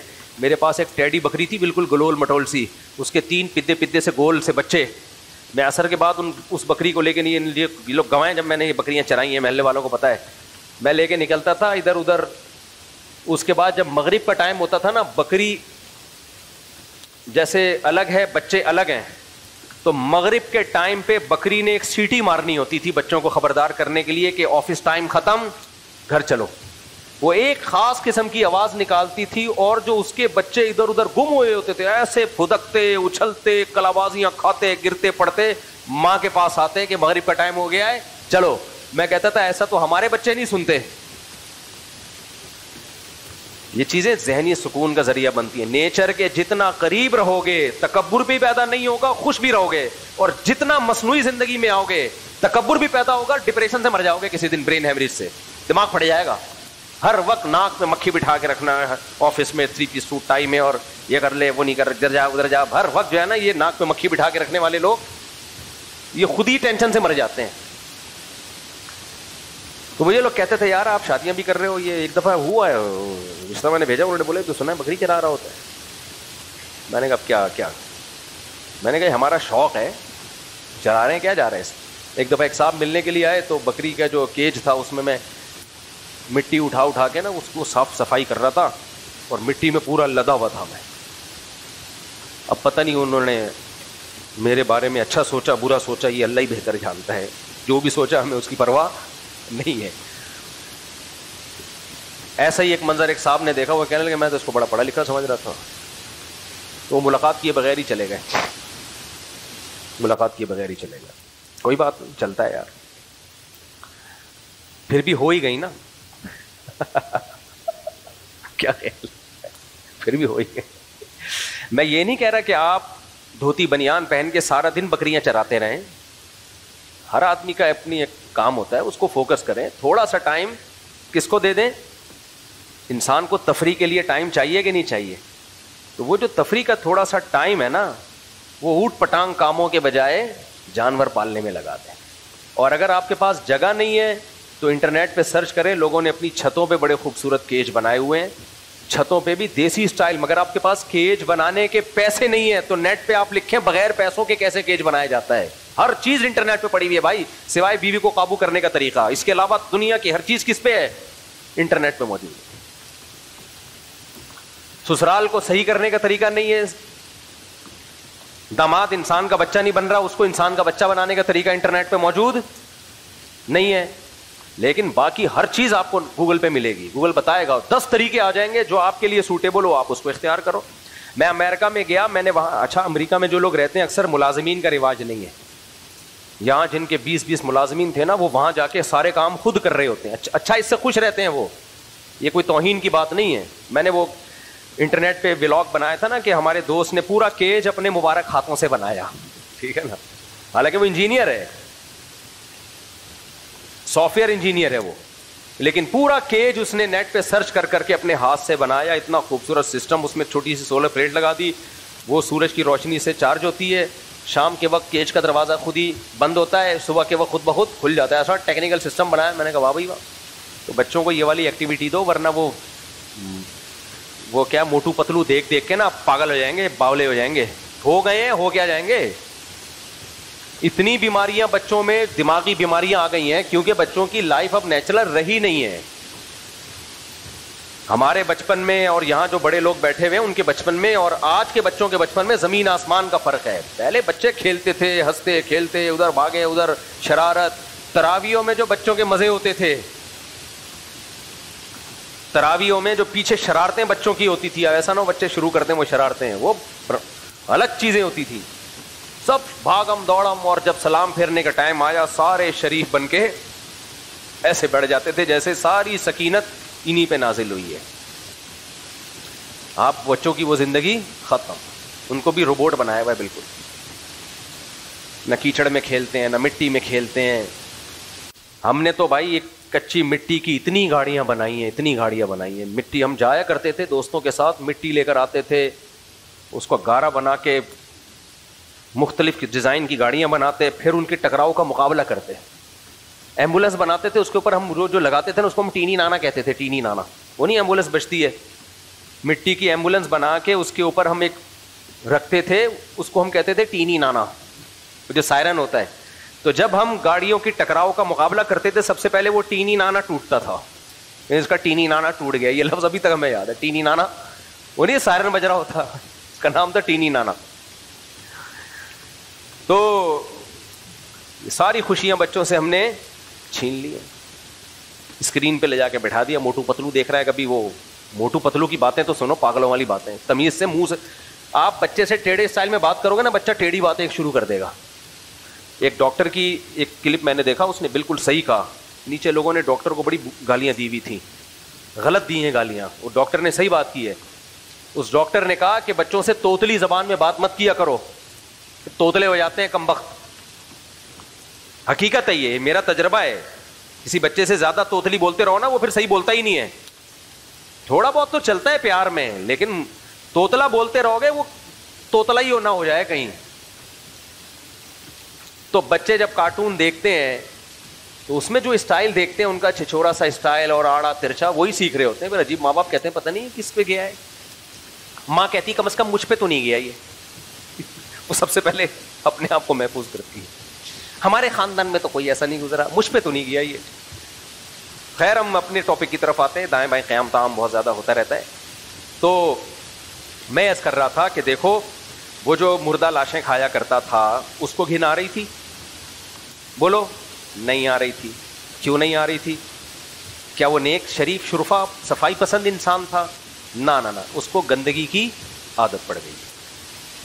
اب مجھے ایک بات بتاؤ, اگر وہی آدمی جو مردہ لاشیں کھاتا ہے اور اقرار الحسن نے اس کے گھر میں چھاپا مارا اور ایک ہاتھ وہاں سے نکلا, ایک ہاتھ وہاں سے نکلا, اللہ معاف فرمائے کڈنی کسی کا وہاں پڑا ہوا ہے, ایک عجیب کیڑے ویڑے چل رہے ہیں. یہ منظر نہ ہوتا, وہ ذرا پڑھا لکھا ہوتا, جدید تہذیب سے آشنا ہوتا, پی ایچ ڈی اسکالر ہوتا, کوئی سائنٹسٹ ہوتا راکٹ میں بیٹھ کے آسمانوں کی سیر کرنے والا, تو پھر وہ, اور عادت اس کو پڑ جاتی یہی گندا کھانے کی, پھر وہ کھاتا ذرا تمیز سے. سب سے پہلے تو وہ ڈاکٹروں کی ٹیم لے کے جاتا قبرستان, قبر کو بہت تمیز سے کھودتا, مردے کو نکالتے ہی فریزر میں ڈال دیا جاتا تاکہ خراب نہ ہو. پہلے ریسرچ ہوتی, تازہ والا مردہ چاہیے, پرانا والا بولو نہیں چاہیے, اس کو لے آئے. اب یہ ہے جدید تعلیم اور تہذیب. یعنی بہت سے گندے کام ہماری سوسائٹی میں ہو رہے ہیں, لیکن چونکہ پڑھے لکھے لوگ پڑھے لکھے طریقے سے کر رہے ہیں, تو بد تہذیب ہونے کے باوجود ہم نے ان کو کیا کہنا شروع کر دیا, بات تہذیب اور تہذیب یافتہ. تو وہ کیا کرتے کہ اس کو لے کے جاتے, پھر وہ مشینوں میں کٹتا اور ایسے چانپیں نکل کے الگ, اور بہت ہی خوبصورت پیکنگ میں ان کے گھر میں ڈی فریزر میں. یہ پٹ کا گوشت ہے, میں انگلش میں لکھا ہوتا ہوں, اردو میں نہیں. یہ لیگ پیس ہے, یہ جمشید کا بایاں والا گھٹنا ہے, کیونکہ وہ پائے زیادہ کھاتا تھا لہذا اس کے گھٹنے میں بھی طاقت اسی حساب سے ہوگی. کیا خیال ہے؟ بڑی تمیز سے خوبصورت پیکنگ میں رکھ کے اس کو, پھر وہ جب پکانے کے لیے بھی ایک سسٹم ہوتا, اور کوئی گھر میں اسمیل نہیں ہوتی, اور ڈیٹول ویٹول کے روزانہ چھڑکاؤ بھی ہوتا رہتا, اور پھر 3 پیس سوٹ اور ٹائی میں بڑی تمیز سے میز کرسی پہ ایک چھری اور کانٹوں کے ساتھ لوگ کھا رہے ہوتے. اور ایسے میں اقرار الحسن کا چھاپا پڑتا, تو اقرار الحسن نے بدنام ہونا تھا, ان لوگوں نے بدنام نہیں ہونا تھا. کیا خیال ہے بھائی؟ غلط تو نہیں کہہ رہا؟ مجھے لگ رہا ہے میں سمجھا نہیں پا رہا اپنی بات. اس سے پتہ چلتا ہے کام وہی ہو رہا ہے جو اب ہو رہا ہے, لیکن پڑھے لکھے لوگ کر رہے ہیں تو ان کا اسٹائل تھوڑا سا ڈفرینٹ ہے. تو یہ جو آج دنیا ترقی اور تہذیب کی باتیں کر رہی ہے, خدا کی قسم تہذیب ختم ہو رہی ہے انسانیت میں. پہلے زیادہ مہذب لوگ تھے, لیکن اس بد تہذیبی پہ سائنسی ترقی کا لبادہ اور دولت اور یہ جو ڈیولپمنٹ ہوئی ہے, یہ اب اس شیرے میں ڈبو کے اس بد تہذیبی کو پیش کیا جا رہا ہے, تو وہ لگ نہیں رہی ہے بد تہذیبی. وہی لطیفہ یاد آ رہا ہے کہ بعض چیزوں کو پیش ایسے کیا جاتا ہے کہ گندی ہو کے بھی کیا لگ رہی ہوتی ہیں اچھی. ایک لطیفہ بار بار سنا چکا ہوں, لیکن اس موقع پہ اگر نہیں سنایا تو پھر وہ مزہ نہیں آئے گا. وہ بالکل یہ لطیفہ جو میں بتا رہا ہوں نا, اس دعوے کو ثابت کر دے گا. وہ میں بتاتا ہوں نا, اکثر دو آدمی, دونوں کی, ایک نے دوسرے سے پوچھا تیری گھر میں کیسی گزر رہی ہے, گھر میں تیری کیسی گزر رہی ہے. اس نے کہا میں جب صبح اٹھتا ہوں تو تیری بھابھی سو رہی ہوتی ہے تو میں اس کو اٹھانا مناسب نہیں سمجھتا, تو اس لیے چائے میں خود ہی بنا لیتا ہوں, اور جب میں کہتا ہوں چائے بنا لی ہے تو پراٹھا بھی بنا ہی لو. کیا جا رہا ہے یار اس میں, چائے کے لیے نہیں اٹھایا تو پراٹھے کے لیے کیا اٹھانا. جب وہ ہے تو میں کہتا ہوں 2 انڈے بھی فرائی کر لو, کیا جا رہا ہے اس میں. تو اس لیے میں یہ کر لیتا ہوں, خود ہی کر لیتا ہوں. اور جب میں کہتا ہوں یار جب بنا ہی رہا ہوں تو تیری بھابھی کے لیے بھی 1 کپ زیادہ ڈال دوں اس میں, اس کے لیے بھی بنا دو. اب 1 پراٹھا بن رہا ہے تو 2 بن جائیں گے, تو اس کا ناشتہ بھی میں ہی بنا دیتا ہوں. یہ لطیفہ برائے لطیفہ نہیں ہے یار, سمجھ رہے ہو؟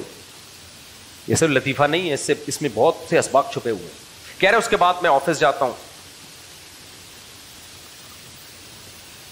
تو شام کو جب میں آفس سے آتا ہوں تو چائے تو تجھے پتا ہے میں اپنی ہاتھ کی پیتا ہوں, لہذا میں چائے خود بنا لیتا ہوں. جہاں تک ڈنر کا مسئلہ ہے تو میں کہتا ہوں یار سارے کام میں نے آج دن میں خود ہی کر لیے, تو چلو رات کا کھانا بھی میں خود ہی بنا لوں, اور جب بنا ہی رہا ہوں تو 2 روٹی زیادہ بنا لوں. پھر جب رات کو سونے کی باری آتی ہے میں کہتا ہوں یار جب سارے کام گھر کے میں نے خود ہی کر لیے تو برتن دھونے میں کیا رہ گیا, ہاتھ ہی نکل گیا دم رہ گئی. کہتے ہیں نا ہاتھ ہی نکل گیا دم رہ گئی, تو کیا تیری بھابھی کو تکلیف دینا, تو وہ بھی میں خود ہی دھو لیتا ہوں. تو سنا تیری کیسی گزر رہی ہے؟ اس نے کہا میری بھی کتے کی طرح گزر رہی ہے جیسی تیری گزر رہی ہے, لیکن مجھے ایسے بیان کرنا نہیں آتا جیسے تجھے آتا. گھر میں عزت میری بھی ایسا ہی ہے, لیکن مجھے ایسے بیان کرنا نہیں آتا. اس سے پتہ چلتا ہے بہت سی بے عزتیوں کو بیان ایسے کیا جاتا ہے کہ وہ عزت لگنے لگتی ہے. آج دنیا مادہ پرستی جس مادہ پرستی سے گزر رہی ہے نا, جو خاص طور پہ ترقی یافتہ ملک ہیں, ان میں تہذیب گئی تیل لینے. سمجھ رہے ہو, کوئی تہذیب نہیں ہے, صرف دولت. اور اس ترقی نے اس بد تہذیبی کو پیش ایسے کیا ہے کہ وہ بڑی زبردست تہذیب لگ رہی ہے, سوائے 2-4 چیزوں کے, وہ جو قانون نے مضبوط کر لیا, وہ جو کرپشن نہ ہو وغیرہ وغیرہ اس ٹائپ کی چیزیں. میں آپ سے سوال کرتا ہوں, اگر دنیا میں تہذیب بڑھ رہی ہے تو طلاق کا ریشو کیوں بڑھ رہا ہے؟ پہلے طلاقیں اتنی ہوتی تھیں؟ بولو, آج بڑھ رہی ہے کہ نہیں بڑھ رہا ریشو؟ طلاق کا ریشو بڑھنا اس کی علامت ہے کہ مرد میں بھی برداشت ختم, عورت میں بھی برداشت ختم. بتاؤ, برداشت والا آدمی مہذب ہوتا ہے یا عدم برداشت سے کام لینے والا مہذب ہوتا ہے؟ بتاؤ مجھے. جو عدم برداشت, جن میں برداشت نہ ہو, یہ بد تہذیبے ہوتے ہیں, یہ بد تہذیبے ہوتے ہیں. اتنے طلاقوں کے کیسز آ رہے ہیں نا, آدمی کہتا ہے یار اتنی شادیاں نہیں ہو رہی کم وقت, تو جتنی طلاقیں ہو رہی ہیں. ابھی ایک وکیل آئے تھے, میں نے پوڈ کاسٹ کی ان کے ساتھ, وہ بہت اچھی آواز اٹھا رہے ہیں عدالتی خلا کی, یہ جو ناجائز خلا اس کے خلاف. میں نے ان کو بلایا, پوڈ کاسٹ ہوئی, اللہ ان کو جزائے خیر دے. اس بندے نے جو رپورٹیں بتائیں, لاہور میں ایک ہفتے میں کتنے خلا کے اور طلاقوں کے کیسز فائل ہوئے ہیں. میں نے کہا بھائی اتنے تو لاہور میں نکاح نہیں ہوئے ہوں گے. اس کا مطلب آج کا انسان بد تہذیبی کی عروج پر ہے. ہمارے باپ دادا اتنے بد تہذیبے نہیں تھے, پڑھے لکھے نہیں تھے لیکن مہذب تھے. آج تعلیم ہے, تہذیب ختم, برداشت نہیں ہے. پہلے مشہور تھا ڈولی آئی ہے کھٹولی نکلے گی, تھا یا نہیں تھا؟ اب تو میرے بھائی ابھی رخصتی ہوئی نہیں طلاقیں. پہلے نہ عورت میں برداشت ہے نہ مرد میں برداشت ہے. برداشت مرد میں بھی نہیں ہے, عورت میں بھی نہیں ہے, لیکن مرد کو کوئی بیوی کے خلاف ورغلا نہیں رہا. عورتوں کو تو شوہروں کے خلاف ورغلانے کی مہم چل رہی ہے, اور مہم چلانے والے کون ہیں؟ تہذیب یافتہ قومیں. وہاں کی NGOs آتی ہیں فیمنزم کے نام پہ, فیمنسٹ عورتیں, جن کو وہاں سے کروڑوں اربوں روپے ملتے ہیں کہ عورت کو باپ کا باغی بناؤ, عورت کو بھائی کا باغی بناؤ, عورت کو شوہر کا باغی بناؤ, ہر مرد سے اس کو بغاوت پہ اکساؤ تاکہ مرد اور عورت کا ٹوٹا پھوٹا جو ریلیشن باقی رہ گیا اس کی بھی ایسی کی تیسی ہو جائے. یہ بد تہذیبی کون پھیلا رہا ہے؟ وہ قومیں جو تہذیب کی ٹھیکیدار ہیں. سمجھ میں نہیں آ رہی میرا خیال ہے بات. اور آپ دیکھ لو ان ڈاکٹروں کو, پروفیسروں کو, آج کا انسان بڑا مہذب ہے. ٹھش پش مار رہے ہوں گے بیٹھ کے, کمبخت تو اتنا مہذب ہے, تیری بیوی کیوں بھاگی؟ یا کوئی خاتون ایسے ٹش پش کر رہی ہوں گی, تیرے بچے کیوں نہیں ہیں؟ تجھے بچے نہیں پیدا کیے جا رہے, ٹینشن ہے. اتنی ٹینشن اٹھانے کے لیے تیار نہیں ہے اگلی نسل کے لیے, اور ہمیں ایجوکیٹ کر رہی ہیں. کیا ہے اصل میں برداشت.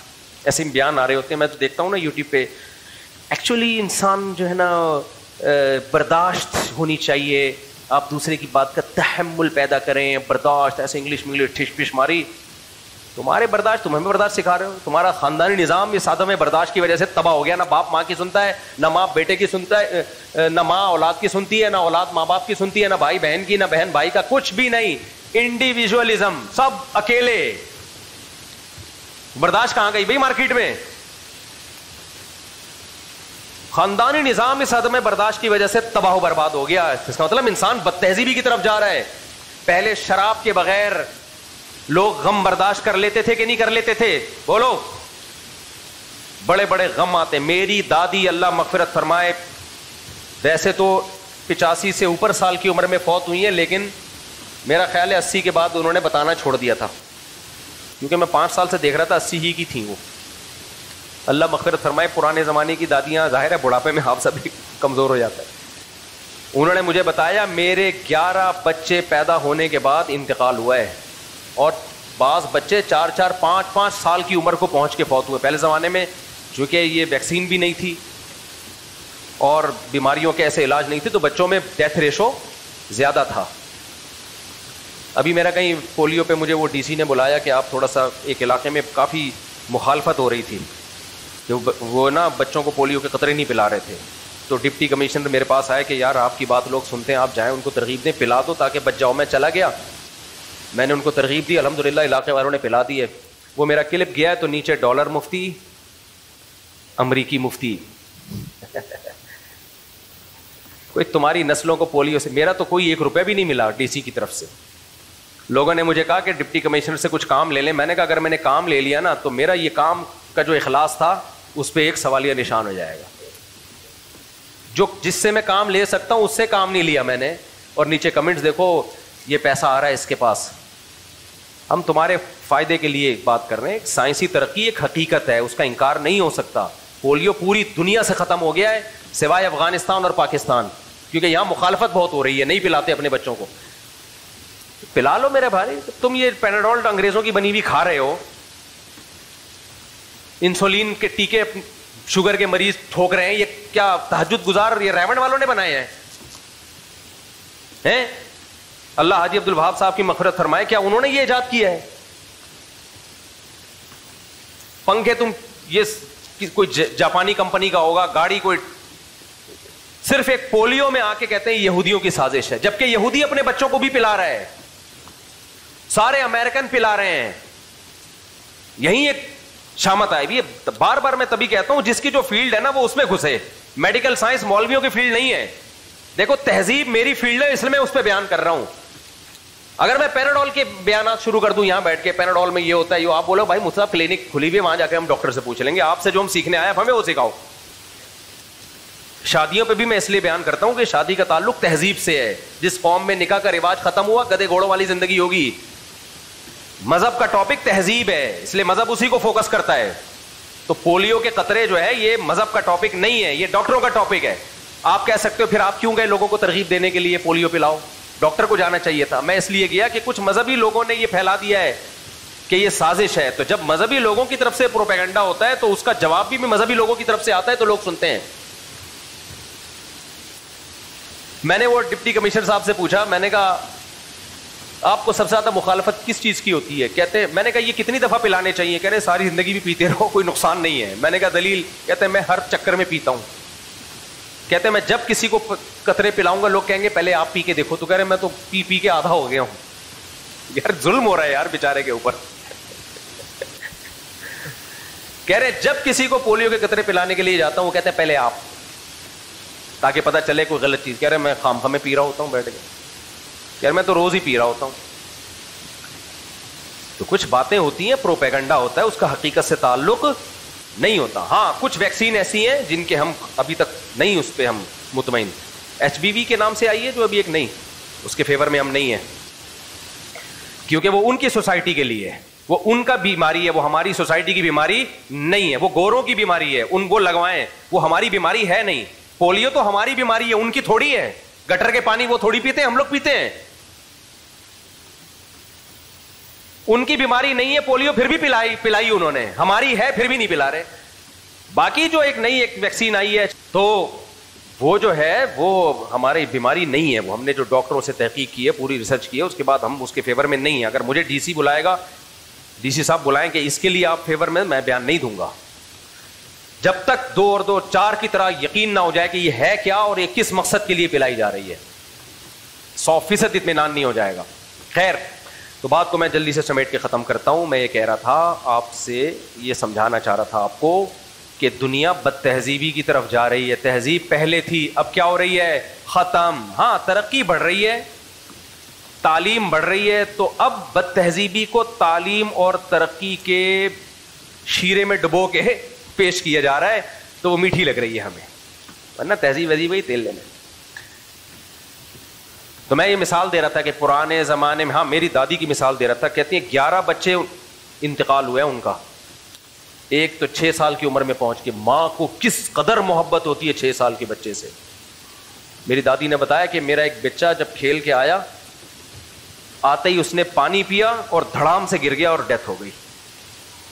لیکن صبر, کوئی واویلا نہیں, سمجھ رہے ہو, کوئی سائیکیٹرسٹ کی ان کو ضرورت, بولتے کیوں نہیں پڑی, کوئی میڈیسن لینے کی ضرورت, بولو ادھر توجہ نہیں پڑی. حالانکہ اسکول کا تو ایک جماعت بھی نہیں پڑی تھی. بہتی زیور پڑھا ہوا تھا, مولانا شلوی تھانوی رحمۃ اللہ علیہ کی کتاب, اس میں صبر والی عورتوں کے فضائل لکھے ہوئے تھے کہ ایک صحابیہ کے بیٹے کا انتقال ہوا تو انہوں نے صبر کیا, نبی نے خوشخبری دی کہ اللہ تمہاری نسل میں ایک بیٹا پیدا کرے گا. ایک صحابیہ کے بیٹے کا انتقال ہو گیا, کیسا صبر کیا انہوں نے, تو اللہ کے نبی نے خوشخبری دی, صبر کے بدلے میں اللہ تمہیں اس کا متبادل دے گا. یہ واقعات پڑھے ہوئے تھے انہوں نے بہشتی زیور میں.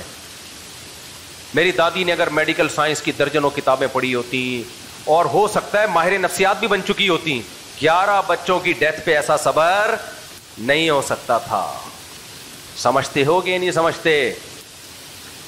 انہی دنوں میں مجھے یاد ہے جب ہماری دادی نے یہ واقعہ سنایا, ہمارے گلی میں ایک واقعہ ہوا, ایک ینگ لڑکا 25-26 سال کا, وہ ترکی گیا پڑھنے کے لیے. ایک ماں باپ کو ایک آسرا ہوتا ہے کہ ہمارا بیٹا بھی اب باہر گیا تو اب کچھ مالی حالات اچھے ہوں گے. اس کو ہارٹ اٹیک ہوا, ڈیتھ آئی, ڈیڈ باڈی آئی ہے اس کی. مجھے یاد ہے ان کی والدہ انڈیا کی تھیں, وہ بھی کوئی ایجوکیٹڈ نہیں تھی. آنسو نکل رہے ہیں لیکن الفاظ کیا کہہ رہی ہیں, اللہ یہ میرے اختیار میں نہیں ہے آنسو. ان کو اس پہ ہو رہا تھا کہ اس سے میرا اجر ضائع نہ ہو جائے, اللہ ناراض نہ ہو کہ میری تقدیر پہ راضی نہیں ہو. یہ ہے تہذیب. اٹ از کالڈ, بولتے کیوں نہیں, تہذیب. پہلے ٹینشن ہوتی تھی کوئی شراب کی, اب تو کافیوں پہ کافیاں چڑھائے جا رہے ہوتے ہیں پاگل کے بچے. کافی اس طرح سے پی جا رہی ہے جیسے پتہ نہیں کوئی. بھائی کیوں اپنے دماغ کے ساتھ کھیل رہے ہو؟ کوئی کام ہی نہیں ہوتا جب تک بلیک کافی نہ ملے ان کو. دفتروں میں جا کے دیکھو, یا تو کڑک چائے چاہیے ہر 5 منٹ کے بعد. کہہ رہے ہیں میں اسٹریس میں چلا جاتا ہوں, ٹینشن میں. تجھے کون سی, تیری تو ایک بیوی بھی نہیں ہے کم بخت, تجھے ٹینشن کس بات کی ہے؟ تجھے ٹینشن کس بات کی ہے؟ تو کیوں کافیوں پہ کافیاں چڑھائے جا رہا ہے ہر تھوڑی دیر میں ان کو کافی. ابھی میں امریکہ گیا تو وہاں کسی نے بتایا, میں نے آفس کی میٹنگ ہوتی ہے, گورے کو ہر تھوڑی دیر میں کافی چاہیے ہوتی ہے. سارے گوروں کو نہیں, ان کے دفتر میں جو کام کرتے تھے ان کو چاہیے ہوتی ہوگی. ابے یہ کیا ہے یار تمہارا دماغ خرس, شراب الگ پیو گے, کافی پہ کافیاں چڑھائے چلے جاؤ گے. یہ کون سے, یہ تہذیب ہے؟ تہذیب یافتہ آدمی صبر کرتا ہے, بڑے بڑے غموں کو, کہ کڑوے گھونٹ کو پی جاتا ہے. ایک جملہ کہتا ہے, انا للہ و انا الیہ راجعون. ہمیں اللہ نے پیدا کیا, ہم نے جانا اسی کی طرف ہے. چیخ و پکار, تبھی تو حدیث میں آتا ہے جو عورتیں غموں میں گریبان چاک کرتی ہیں وہ ہم میں سے نہیں ہیں, جو روتی پیٹتی ہیں نوحہ کرتی ہیں وہ ہم میں سے نہیں ہیں. جعفر طیار رضی اللہ تعالی عنہ شہید ہوئے, جوان صحابی, 4 بیویاں بیوہ ہوئی ہیں, جوان صحابی ہیں, یتیم بچے ہیں.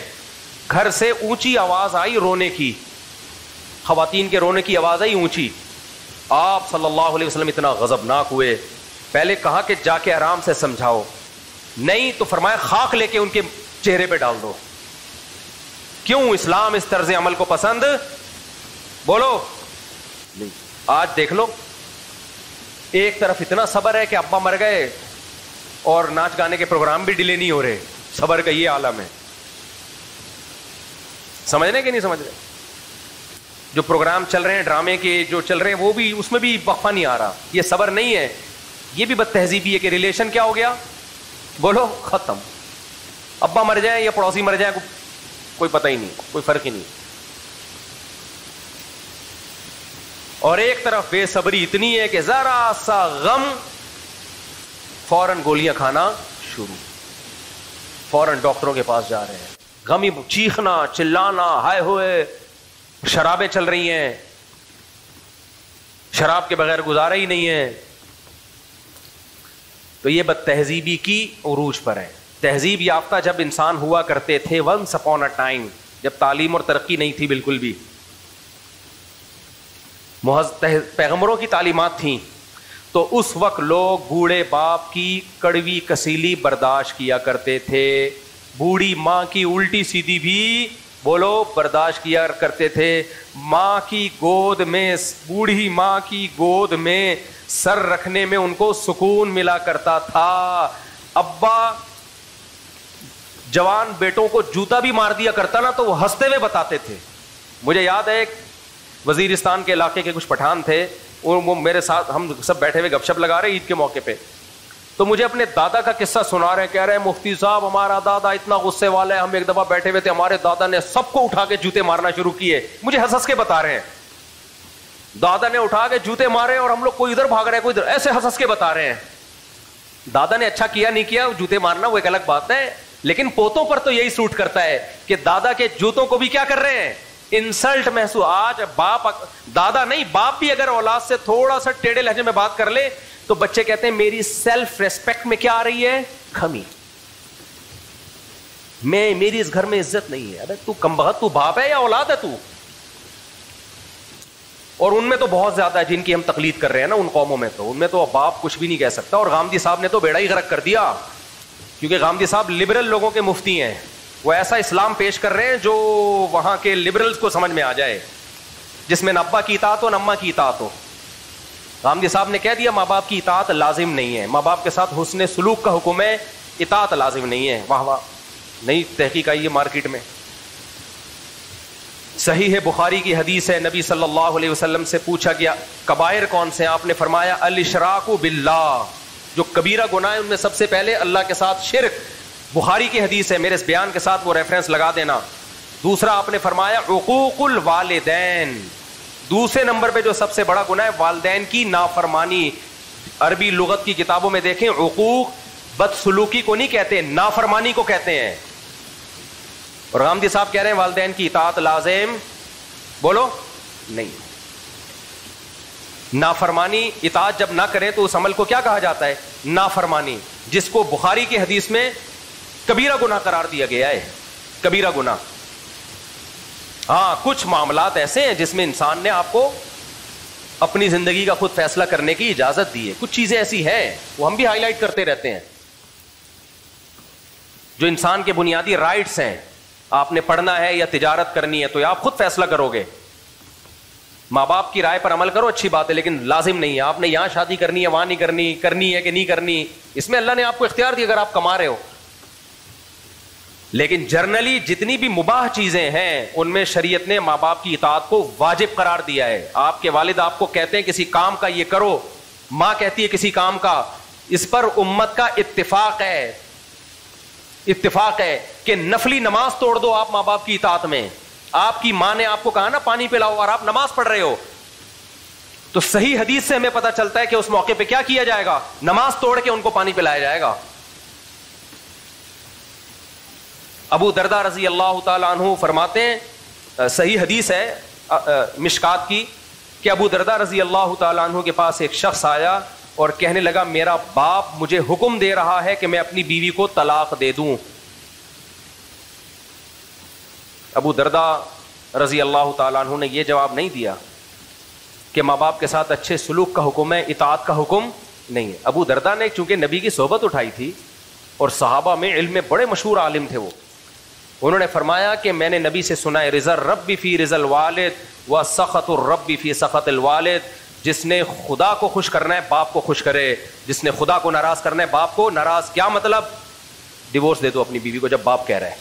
گو کہ یہ ہر ایک عورت کے لیے نہیں ہے, ظلمن کسی کو نہیں طلاق دی جائے گی, لیکن وہ بیوی اگر آپ کے باپ کے ساتھ برا سلوک کر رہی ہے, بعض عورتیں ایسی ہوتی ہیں آپ کے باپ کو گالیاں دے رہی ہیں, آپ کی ماں کو گالیاں دے رہی ہیں, تو پھر حالانکہ طلاق دینا واجب ہے, یہ جائز ہے, جائز ہے نا, تو ان کے لیے جائز تھا بیوی رکھتے, لیکن جب باپ کو اس سے تکلیف ہو رہی ہے تو پھر باپ کی اطاعت ان پر واجب تھی. دوسری حدیث میں بھی ہے یہ, عبداللہ ابن عمر رضی اللہ تعالیٰ عنہ, صحیح حدیث ہے, کہتے ہیں مجھے اپنی بیوی سے بہت محبت تھی, مجھے میرے والد نے حکم دیا اس کو طلاق دے دو, حضرت عمر نے حکم دیا. حالانکہ عبداللہ بن عمر کو محبت تھی اپنی بیوی سے, یہ بھی صحیح حدیث ہے. عبداللہ بن عمر آئے نبی کے پاس تو آپ نے فرمایا اپنے باپ کی اطاعت کرو. گو کہ ہم یہ امام احمد بن حنبل کے پاس جب یہ حدیث آئی نا تو انہوں نے کہا کہ ایک شخص کے والد نے کہا کہ میری بیوی کو, میرے والد کہتے ہیں کہ طلاق دے دو, میں اپنی بیوی کو طلاق دے دوں, تو حضرت امام احمد نے منع کیا. اس نے کہا کہ حضرت عمر نے بھی تو حکم دیا تھا نا, تو نبی نے کہا تھا کہ حضرت عمر کی اطاعت کرو. تو امام احمد نے فرمایا حل ابو کا مثل عمر, کیا تمہارے باپ بھی عمر جیسے ہیں؟ تو مطلب یہ تھا کہ بعض دفعہ باپ غلط کر رہا ہوتا ہے تو پھر کسی کے کہنے پہ کسی پہ ظلم نہیں ہوگا, لیکن اصل حکم شریعت کا یہی ہے جو ہمیں بیان کرنے میں کوئی عار نہیں ہے. وہ حدیث سے یہی پتہ چلتا ہے کہ ماں ہو یا باپ ہو, اگر بیوی کو چھوڑنے کا حکم دیں تو اصل حکم یہی ہے کہ کس کی اطاعت کی جائے گی, ماں باپ کی. اس زمانے میں علماء نے اس لیے منع کیا کہ ماں باپ ظلم کر رہے ہوتے ہیں, زمانہ بھی تو تبدیل ہو گیا نا, خراب ہو گیا زمانہ. بعض دفعہ ظلم کر رہے ہوتے ہیں, خام خواہ میں ناک میں مکھی بٹھا کے رکھا ہوا ہوتا ہے, تو ظلم میں تو کسی کی اطاعت جائز نہیں ہے. انہوں نے ایک لگا دیا کہ ماں باپ کی اطاعت نہ کی جائے, تو انسان تہذیب نہیں بد تہذیبہ ہوتا جا رہا ہے. سمجھ رہے ہو, پہلے زمانے میں بہت زیادہ ماں باپ کی خدمتیں کی جاتی تھی, پھر بھی لوگ کم سمجھ رہے ہوتے تھے. اب کون پوچھتا ہے ماں باپ کو, کون پوچھتا ہے ماں باپ کو. اور بس ایک آیت قرآن کی بیان کر کے اپنے بیان کو ختم کرتا ہوں. دیکھو قرآن نے جہاں سورہ لقمان میں ماں باپ کی کے ساتھ حسن سلوک کا حکم دیا, تو وہاں قرآن کے الفاظ دیکھو, وَوَصَّيْنَا الْإِنسَانَ بِوَالِدَيْهِ, اللہ کہتے ہیں ہم نے انسان کو حکم دیا اپنے ماں باپ کے ساتھ اچھا سلوک کرے. یہاں تک تو غامدی صاحب بھی مانتے ہیں اچھا سلوک. آگے قرآن کے الفاظ, وَإِن جَاهَدَاكَ عَلَىٰ أَن تُشْرِكَ بِي مَا لَيْسَ لَكَ بِهِ عِلْمٌ, اگر تمہیں شرک پر مجبور کریں, فَلَا تُطِعْهُمَا, تو ان کی اطاعت نہیں کرنی. اس میں اللہ نے بتا دیا کہ میں نے جب یہ کہا نا ماں باپ کے ساتھ اچھا سلوک کرو, تو اس اچھے کا مطلب کیا ہے سب کو پتہ ہے, اطاعت کرو ان کی. تو اللہ نے کہا کہ لیکن خلاف شریعت چیزوں میں اطاعت نہیں ہوگی, شرک میں اطاعت نہیں ہوگی. تو اس میں اللہ نے خود ہی بتا دیا کہ جہاں خلاف شریعت نہیں ہے اس میں اطاعت نہیں ہے. اس کا مطلب جو شریعت کے مطابق ہے اس میں اطاعت ہے. جائز چیزوں میں ماں باپ کی اطاعت ہے, خود قرآن ہی سے پتہ چل رہا ہے. جناب پروفیسر غامدی صاحب, آپ کے احترام کے ساتھ آپ مارکیٹ میں جو چیزیں لا رہے ہیں نا, آپ خدا کی قسم نسلوں کو باغی بنا رہے ہو. آج مغربی تہذیب کا سب سے بڑا جو سائیڈ افیکٹ ہے, جو سب سے بڑا نقصان ہماری سوسائٹی کو ہے, وہ کیا ہے؟ ریلیشن ختم, انڈیویجولزم کی طرف لوگ جا رہے ہیں. جب ماں باپ کی اطاعت نہیں ہوگی تو ماں باپ سے رشتہ کیسے قائم ہوگا؟ اچھا سلوک تو پڑوسیوں سے بھی ہوتا ہے بھائی, خالی اچھا سلوک ہی کرنا ہے وہ تو ہر ایک سے ہوتا ہے. تو پہلے زمانے میں لوگ اطاعت کیا کرتے تھے کہ نہیں کرتے تھے؟ جب یہ مسئلہ سنتے تھے کہ نفلی نماز توڑنے کا حکم ہے ماں اور باپ کے آرڈر پہ, تو جب نماز میں نہیں ہو پھر کیسے ہم پکار کا جواب نہ دیں؟ آج اس سے بھی آ رہی, بلکہ انگریز تو ترقی میں بہت آگے چلا گیا. اس نے کہا رکھنے کی چیز ہی نہیں ہے گھر میں, نہ رہے گی ٹینشن. کیا خیال ہے بھائی, نہ رہے گا بانس, نہ بجے گی بانسری. اولڈ ہاؤس بناؤ, لائف انجوائے کرو. اب ہمیں بڈھو تم لوگوں نے لائف کو انجوائے کیا, اب ہمیں انجوائے کرنے دو. یہ ہے اٹ از کالڈ تہذیب. تو میں نے بتایا بھائی پہلے تہذیب یافتہ انسان ونس اپون اے ٹائم ہوا کرتا تھا, اب تہذیب مارکیٹ سے کیا ہو رہی ہے؟ شاٹ. پہلے زمانے میں کسی عورت کی طرف کوئی انگلی اٹھاتا, نظر بھی اٹھاتا, باپ اور بھائی آ جاتے تھے کہ آنکھیں توڑ دیں گے, نکال دیں گے ہم تمہاری. اب کیا ہو رہا ہے؟ پولیس آتی ہے اس کی عزت بچانے کے لیے, کیونکہ باپ اور بھائی کا سیٹ اپ مارکیٹ سے کیا ہو گیا؟ شاٹ. میں یورپ کے کسی کنٹری میں تھا, ہمارے دوست نے بتایا 16 سال کی لڑکی بھاگ رہی تھی, کوئی غیر مسلم اس کے پیچھے بھاگ رہا تھا, یا کوئی مسلم ہوگا, ہمیں غیر مسلم نہیں, مسلم بھی یہ کام کر رہے ہوتے ہیں, اس کی عزت لوٹنے کے لیے. کہہ رہے ہم نے پولیس بلائی, اس کو بچایا. میں نے کہا میرے بھائی ہماری سوسائٹی میں 16 سال کی لڑکی بھاگ رہی ہوگی نا, پولیس سے پہلے اس کا باپ آئے گا. سمجھ رہے ہو, پولیس سے پہلے اس کا بھائی آئے گا. بلکہ اس 16 سال کی لڑکی کی طرف نظر اٹھا کے دیکھنے سے پہلے 100 دفعہ سوچے گا. میں نے کہا اس بچی کا کوئی باپ اور بھائی نہیں ہے جو اس کا تحفظ کرے, ہر کام پولیس کر رہی ہے. یہ ہے اٹ از کالڈ تہذیب. نہیں آئی سمجھ میں میرے بھائی؟ تہذیب صرف اسلام کے پاس ہے.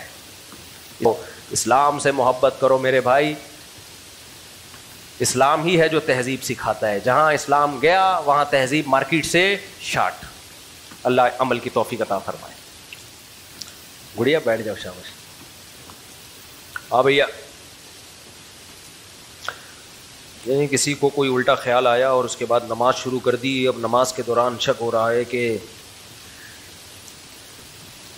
جب تک 100% یقین نہ ہونا کہ کوئی گندگی خارج ہوئی ہے, 100% قسم اٹھا کے کہہ سکے, اس وقت تک وضو نہیں ٹوٹتا. شک وہم سے نہیں وضو ٹوٹتا. پیشاب کے بعد کچھ دیر یا کافی دیر بعد کبھی فوراً ہی قطرے آ جاتے ہیں, تو جب کبھی قطرے آنا بند ہو جائیں تو پیشاب کی نالی کو اچھی طرح صاف کر کے ٹیشو پیپر سے خشک کر دینے کے سے پاک ہو جائے گا. جی ہو جائے گا. پانی سے استنجا ضروری نہیں ہے, اگر ٹیشو سے کسی نے خشک کر لیا تو بھی پاک ہو جاتا ہے. ہاں اگر زیادہ پھیلا نہ ہو, نجاست زیادہ پھیلی نہ ہو. کہ ہم نے نئی بائک نکلوائی ہے نا, تو اس پہ ہم نے لکھوایا امیر معاویہ, تو اس کو لوگ نا برا بھلا کہہ رہے ہیں, تو اس کی وجہ کیا ہے؟ بائک کیا بائک کے آگے میٹر کے اوپر لکھا. دیکھو ہم اہل سنت والجماعت میں سے ہیں, ہم تمام صحابہ سے محبت کرتے ہیں, اس لیے اپنے بچوں کا نام علی بھی رکھا کرو, معاویہ بھی رکھا کرو.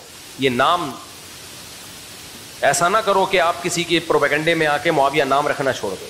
بڑے بڑے محدثین کا نام معاویہ ہے, معاویہ رہا ہے. اہل سنت والجماعت ہمیشہ, میں نے ایسے بھی دیکھے ایک بیٹے کا نام علی رکھا, دوسرے کا نام معاویہ رکھا. تو جو شیعہ لوگوں کا مسلک ہے ان کو اس پہ چلنے دو. ہم تو بھائی علی نام بھی رکھیں گے, عمر بھی رکھیں گے, معاویہ بھی رکھیں گے, حسن بھی رکھیں گے, حسین بھی رکھیں گے, تو مغیرہ بھی رکھیں گے, یہ سارے نام ہم رکھیں گے. مفتی صاحب سے محبت ہے, اور ان کے بڑوں کے اختلافات سیاسی نوعیت کے تھے جو بعد میں حل بھی ہو گئے, تو انہوں نے ان کو ابھی تک کھینچنے یہ لوگ. یہ برا کیوں کہتے ہیں ان کو ویسے؟ جو شیعہ لوگ کہتے ہیں تو وہ تو شیعہ سے پوچھو. دیکھو معین اختر نے کہا تھا ماموں کی باتیں ماموں سے پوچھا کرو.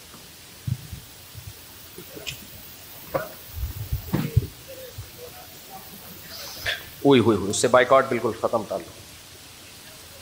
اس سے تعلق ختم کر دیں, وراثت میں اس کو حصہ نہیں ملے گا. آج کل بہت زیادہ لڑکے اور بڑے آدمی بھی نیکر پہن کر کھلے عام گھومتے ہیں اور کوئی ان کو روک بھی نہیں رہا. میں نے بھی پورا بیان اسی پہ کیا کہ تہذیب مارکیٹ سے کیا ہو رہی ہے, شارٹ. جو نیکر پہن کے گھوم رہے ہیں شکر ادا کریں کچھ پہنا ہوا ہے انہوں نے, حقیقت ہے. ورنہ امریکہ میں کینیڈا میں ایسے علاقے ہیں, میں نے سنا ہے, میں گیا نہیں الحمدللہ, کہ وہ کچھ بھی نہیں پہنتے ہیں, کچھ بھی نہیں پہنتے. وہ ہیں اصل پڑھے لکھے. یہ جو چڑیاں پہن کے گھوم رہے دقیانوس پرانے زمانے کے لوگ ہیں. تہذیب کا معیار یہ بن چکا ہے. جی وعلیکم السلام.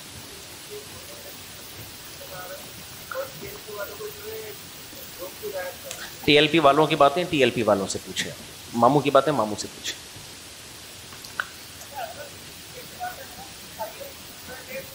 اکثر لوگ ویڈیو بناتے ہیں کہ کھانے کا آواز سے لپٹ رہے ہیں احرام پہنے ہوئے, اس میں تو خوشبو لگی ہوئی ہوتی ہے, اس میں دم واجب ہوتا ہے, کیا معاملہ آپ سمجھا سکیں؟ دیکھو احرام پہننے سے پہلے جتنی مرضی خوشبو لگا لو, احرام پہننے کے بعد خوشبو نہیں لگا سکتے. احرام میں آنے کے بعد, ٹھیک ہے, جائز نہیں ہے. السلام علیکم. جی جی صاحب, جیسا کہ سبزی والے اکثر آتے ہیں, وہ بولتے ہیں, کچھ لوگوں سے سنتے ہیں کہ یہ ملیر کی سبزی ہے, یہ نالے کے پانی وانی میں نالے کا پانی ڈالا جاتا ہے, تو یہ شکل جیسے ہم منی ناپاک ہے, لیکن جب شکل بدلتی ہے تو اس طرح کا اس مسئلہ. دیکھو نالے کے پانی کی سبزیاں بھی آج کل بہت آ رہی ہیں, گندے نالے کی سبزیاں. تو کہہ رہے ہیں کہ وہ سبزیاں کیونکہ گندے پانی سے ہیں تو ماہیت تو چینج ہو گئی نا ان کی, تو پاک ہو گئی. تو پاک تو ہو جاتی ہے وہ جب سبزی بن جاتی ہے, وہ گھوں جب سبزی بن گیا تو سبزی ہے نا وہ, لیکن وہ صحت کے لیے بہت نقصان دہ ہے. ڈاکٹر منع کرتے ہیں, سمجھتے ہو. اس لیے اگر پتہ ہو نا کہ یہ ایک ہمارے ایک دوست نے کھیرا نہیں ہوتا کھیرا, اس کا جوس نکال کے پیا تو کہہ رہے ہیں مجھے گٹر کی اسمیل آ رہی تھی اس کے اندر سے. اب ایسا نہ ہو کہ آپ لوگ وہم میں آ جائیں تو, لیکن کچھ یہ جو سبزیاں گٹر کے پانیوں کی آ رہی ہیں یہ نقصان دہ صحت کے لیے. مفتی صاحب میرا ایک سوال تھا. کیا بول رہا ہے؟ ہاں تو شکل بدلتی ہے تو ماہیت چینج ہو جاتی ہے. گدھا اگر نمک کی کان میں گر کے مر جائے اور نمک بن جائے تو وہ گدھا نہیں رہتا, نمک ہو جاتا ہے وہ, اس کا کھانا بھی جائز ہے. میں اسٹیٹ ایجنسی کا کام کرتا ہوں اور مجھے پتا ہو کہ یہ زمین میں مسئلہ ہے, قبضہ ہے, اور ہم اور ہماری کمپنی اس پر کام کر رہی ہو, تو مجھے اس کمپنی سے منسلک رہنا چاہیے یا؟ اگر قبضے کی زمین ہے اور آپ اس پہ کام کر رہے ہو تو ظالم کو سپورٹ کر رہے ہو تو پھر تو حرام ہے, ناجائز ہے. بعض دفعہ قبضے کی زمین میں یہ ہوتا ہے کہ جس کی زمین پہ قبضہ ہوتا ہے وہ آتا ہے اسٹیٹ ایجنٹ کے پاس کہ یار میں تو قبضہ چھڑا نہیں پا رہا, تو قبضہ چھڑا دے گا تو میں زمین بھی تجھے دے دوں گا اور اتنے پیسے لے کے, تو پھر اس کی مدد کرنا قبضہ چھڑانے میں, اس طرح تو ٹھیک ہے. مفتی صاحب میرا سوال نہیں ہے, لیکن میں چاہتا ہوں اس پر ایک کلپ بن جائے. میرا کہنا ہے, میں لبشین سے کوئٹہ سے تعلق رکھتا ہوں, ہمارے وہاں یہ معاملہ زیادہ چلتا ہے کہ بھائیوں کے جو حصہ ہے جائیداد گھری جو بھی ہو وہ معاملات حل نہیں ہوتے. ان کے بچے ہو جاتے, بچیاں, تو ان کے بھی شادیاں ہو جاتی ہے, تو یہ معاملات حل ہوتے نہیں. جب بڑے ہو جاتے ہیں تو پھر یہ حل جب ہوتے ہیں تو لڑائیاں ہو جاتی ہے. بالکل صحیح. ان گھروں میں بڑے بڑے بچیاں بیٹے رہتے تو شادیاں نہیں ہوتی, انہیں کی جائیداد کے معاملوں کی وجہ سے بڑے بڑے لڑکے بیٹے رہتے ہیں, ان کی شادیاں. لوگ ویسے ہی بڑے بڑے ہوتے ہیں, اوپر سے بڑے ہو جائیں تو پھر کتنے بڑے ہو جائیں گے. تو یہ معاملات بہت زیادہ, ہر دوسرے گھر میں لڑائی, ہر دوسرے گھر میں اس مسئلے پر لڑائی. بھائی وراثت کو تقسیم کر دیا کرو, بہت بڑا جرم ہے وراثت تقسیم نہ کرنا. کسی کے مرنے کے بعد سب سے پہلا کام جس کا شریعت میں حکم ہے وہ ہے اس کی وراثت تقسیم, اور اس میں بہنوں کا حصہ. یہ تو ہم بولتے رہتے ہیں, وہاں کے علماء بھی بولتے ہیں, کوئی سنتا ہی نہیں ہے آج کل. السلام علیکم. ایک منٹ بیٹا, ان کو بات کرنے دو. مفتی صاحب میرے 2-3 چھوٹے سوال ہیں. ایک تو یہ ہے کہ جیسے آج کل یوٹیوب کے اوپر جیسے کوئی ویڈیو چل رہی تھی اس پہ ایڈ آتا ہے, تو اس میں وہ جوا کھیلنے کا طریقہ بتا رہے ہوتے ہیں لوگوں کو کہ گیم وغیرہ ہے کہ یہ آپ ڈاؤن لوڈ کریں, اس میں آپ 100 روپے ڈالیں, 500 روپے آپ ون کریں. اس طریقے سے آج کل یہ چیزیں بہت عام ہو رہی ہیں. تو اس کی روک تھام کے لیے کیا کرا جائے گا کہ مطلب کس طریقے سے روک؟ دیکھیں, پہلی بات, یوٹیوب پہ جو ایڈ چلا اور اس میں جوا کھیلنے کی ترغیب دی جا رہی ہے, اس ایڈ کی ارننگ بھی حرام ہوگی. کسی کے بیان میں یا کسی کے پروگرام یا ولاگ میں ایسے ایڈ اگر آ رہے ہیں تو اس پر لازم ہوگا کہ وہ اس ایڈ کی جو آمدن ہے اس کو صدقہ کرے, وہ ناجائز ہے. باقی اس کی روک تھام کے لیے تو گورنمنٹ اقدام کر سکتی ہے, اور میں اور آپ نہیں کر سکتے. اور دوسرا سوال یہ میرا کہ ابھی تو حکومت نے پکڑنا شروع کیا ہے, بڑے بڑے ولاگرز کو حکومت پکڑ کے اندر کر رہی ہے. کوئی تو اچھا کام بھی کبھی کبھار حکومت کر لیتی ہے. اور دوسرا سوال یہ مفتی صاحب میرا یہ, اب سوری بات کاٹ رہا ہوں, پاکستان میں ایک عجیب بات بتاؤں آپ کو میں, آپ کو یقین نہیں آئے گا. آپ بولو گے یار مفتی صاحب ہمیں یقین نہیں آ رہا. حکومت کبھی کبھی اچھا بھی کر لیتی ہے, کبھی کبھی ایسا ہو. بس ابھی اس کو ہضم کرنے میں ٹائم لگے گا. مجھے خود بھی یقین نہیں آ رہا کہ میں سچ بول رہا ہوں, لیکن بہرحال کبھی کبھار ابھی جو ولاگرز کو حکومت نے پکڑنا شروع کیا ہے نا, جو ٹھمکے لگا لگا کے پیسے کما رہی تھی لڑکیاں, اور اسی طرح ایسا جوئے شوئے, ان کو صحیح گرفت کی ہے ان کی, اور اچھا کیا. تو اسی طرح ایک عجیب کام ہمارے علاقے میں ہو گیا ہے. ابے بھائی میں تو, مجھے لگ رہا ہے میں بے ہوش نہ ہو جاؤں کہیں حیرانگی سے. ہم گٹر لائنیں ڈل گئیں. جس گٹر پہ میں بیان 20 سال سے کر رہا ہوں, 3-4 دن پہلے میں نے گٹر چیک کیا, اور صاف بھائی, یقین نہیں آ رہا نا. مجھے لگ رہا ہے کہ میری آنکھ نہ کھل جائے ابھی. میں حیران یار, میں نے کہا بھائی اور بہت بہت سرپرائزنگ ہے بھائی, کیونکہ ہم نے اتنا کچھ الٹا پلٹا دیکھ لیا نا. کوئی ایک کیل بھی کوئی گورنمنٹ کا بندہ ٹھوک کے چلا ہے, میں یقین نہیں آتا کہ یار گٹر لائن کیسے یار. اچھا ابے یار ابھی واقعات یاد, کل میں نے دیکھا پانی آ رہا تھا. یار بیان ختم کرو, یہ میں خود نے بے ہوش نہ ہو جاؤں. میں نے زندگی میں پہلی دفعہ موٹر چلائی ہے اور پانی آ رہا ہے, ورنہ میں تو جب بھی چلاتا ہوں کچھ نہیں آتا تو میں چلا جاتا ہوں سفر پہ. جاپان گیا ہوں, گھر والے اطلاع دے رہے ہوتے ہیں کہ 6 یعنی کافی دنوں سے ہم نے کوشش کی اب الحمدللہ آنا شروع ہو, ورنہ ٹینکر پہ ہی چل رہے تھے. ہم ایم ڈی کے پاس گئے نا, ان کے پاس ہم نے پورا ولاگ بنایا تو اس کا فائدہ ہوا الحمدللہ. تو کل میں نے دیکھا پانی, بھائی یار حیرت کی بات ہے یا نہیں ہے, مجھے یقین نہیں آ رہا. چلو 30 سال کے بعد بھی ہوا, لیکن اب پتہ نہیں کب تک آئے گا. خیر اچھی بات کرنی چاہیے اسے, لیکن حیرت, مہینے میں 2 دفعہ آ رہا ہے لیکن آیا تو نا, آ گیا یار 2 دفعہ پانی یار. ورنہ بارشیں برس رہی تھی اور نلکوں میں پانی نہیں تھا. تو خیر بہرحال کچھ کبھی کبھار الحمدللہ.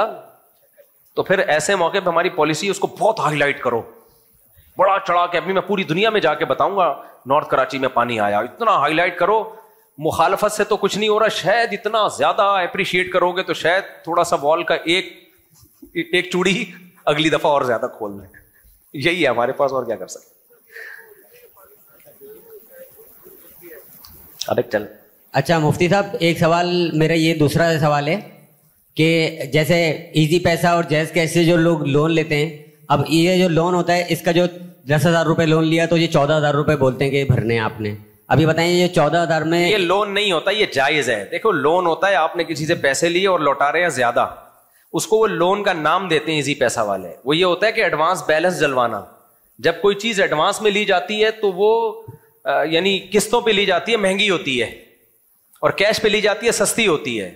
تو کہتے ہیں کہ اگر آپ نے پیمنٹ بعد میں کرنی ہے تو 1 یونٹ کے اتنے پیسے ہیں, اور اگر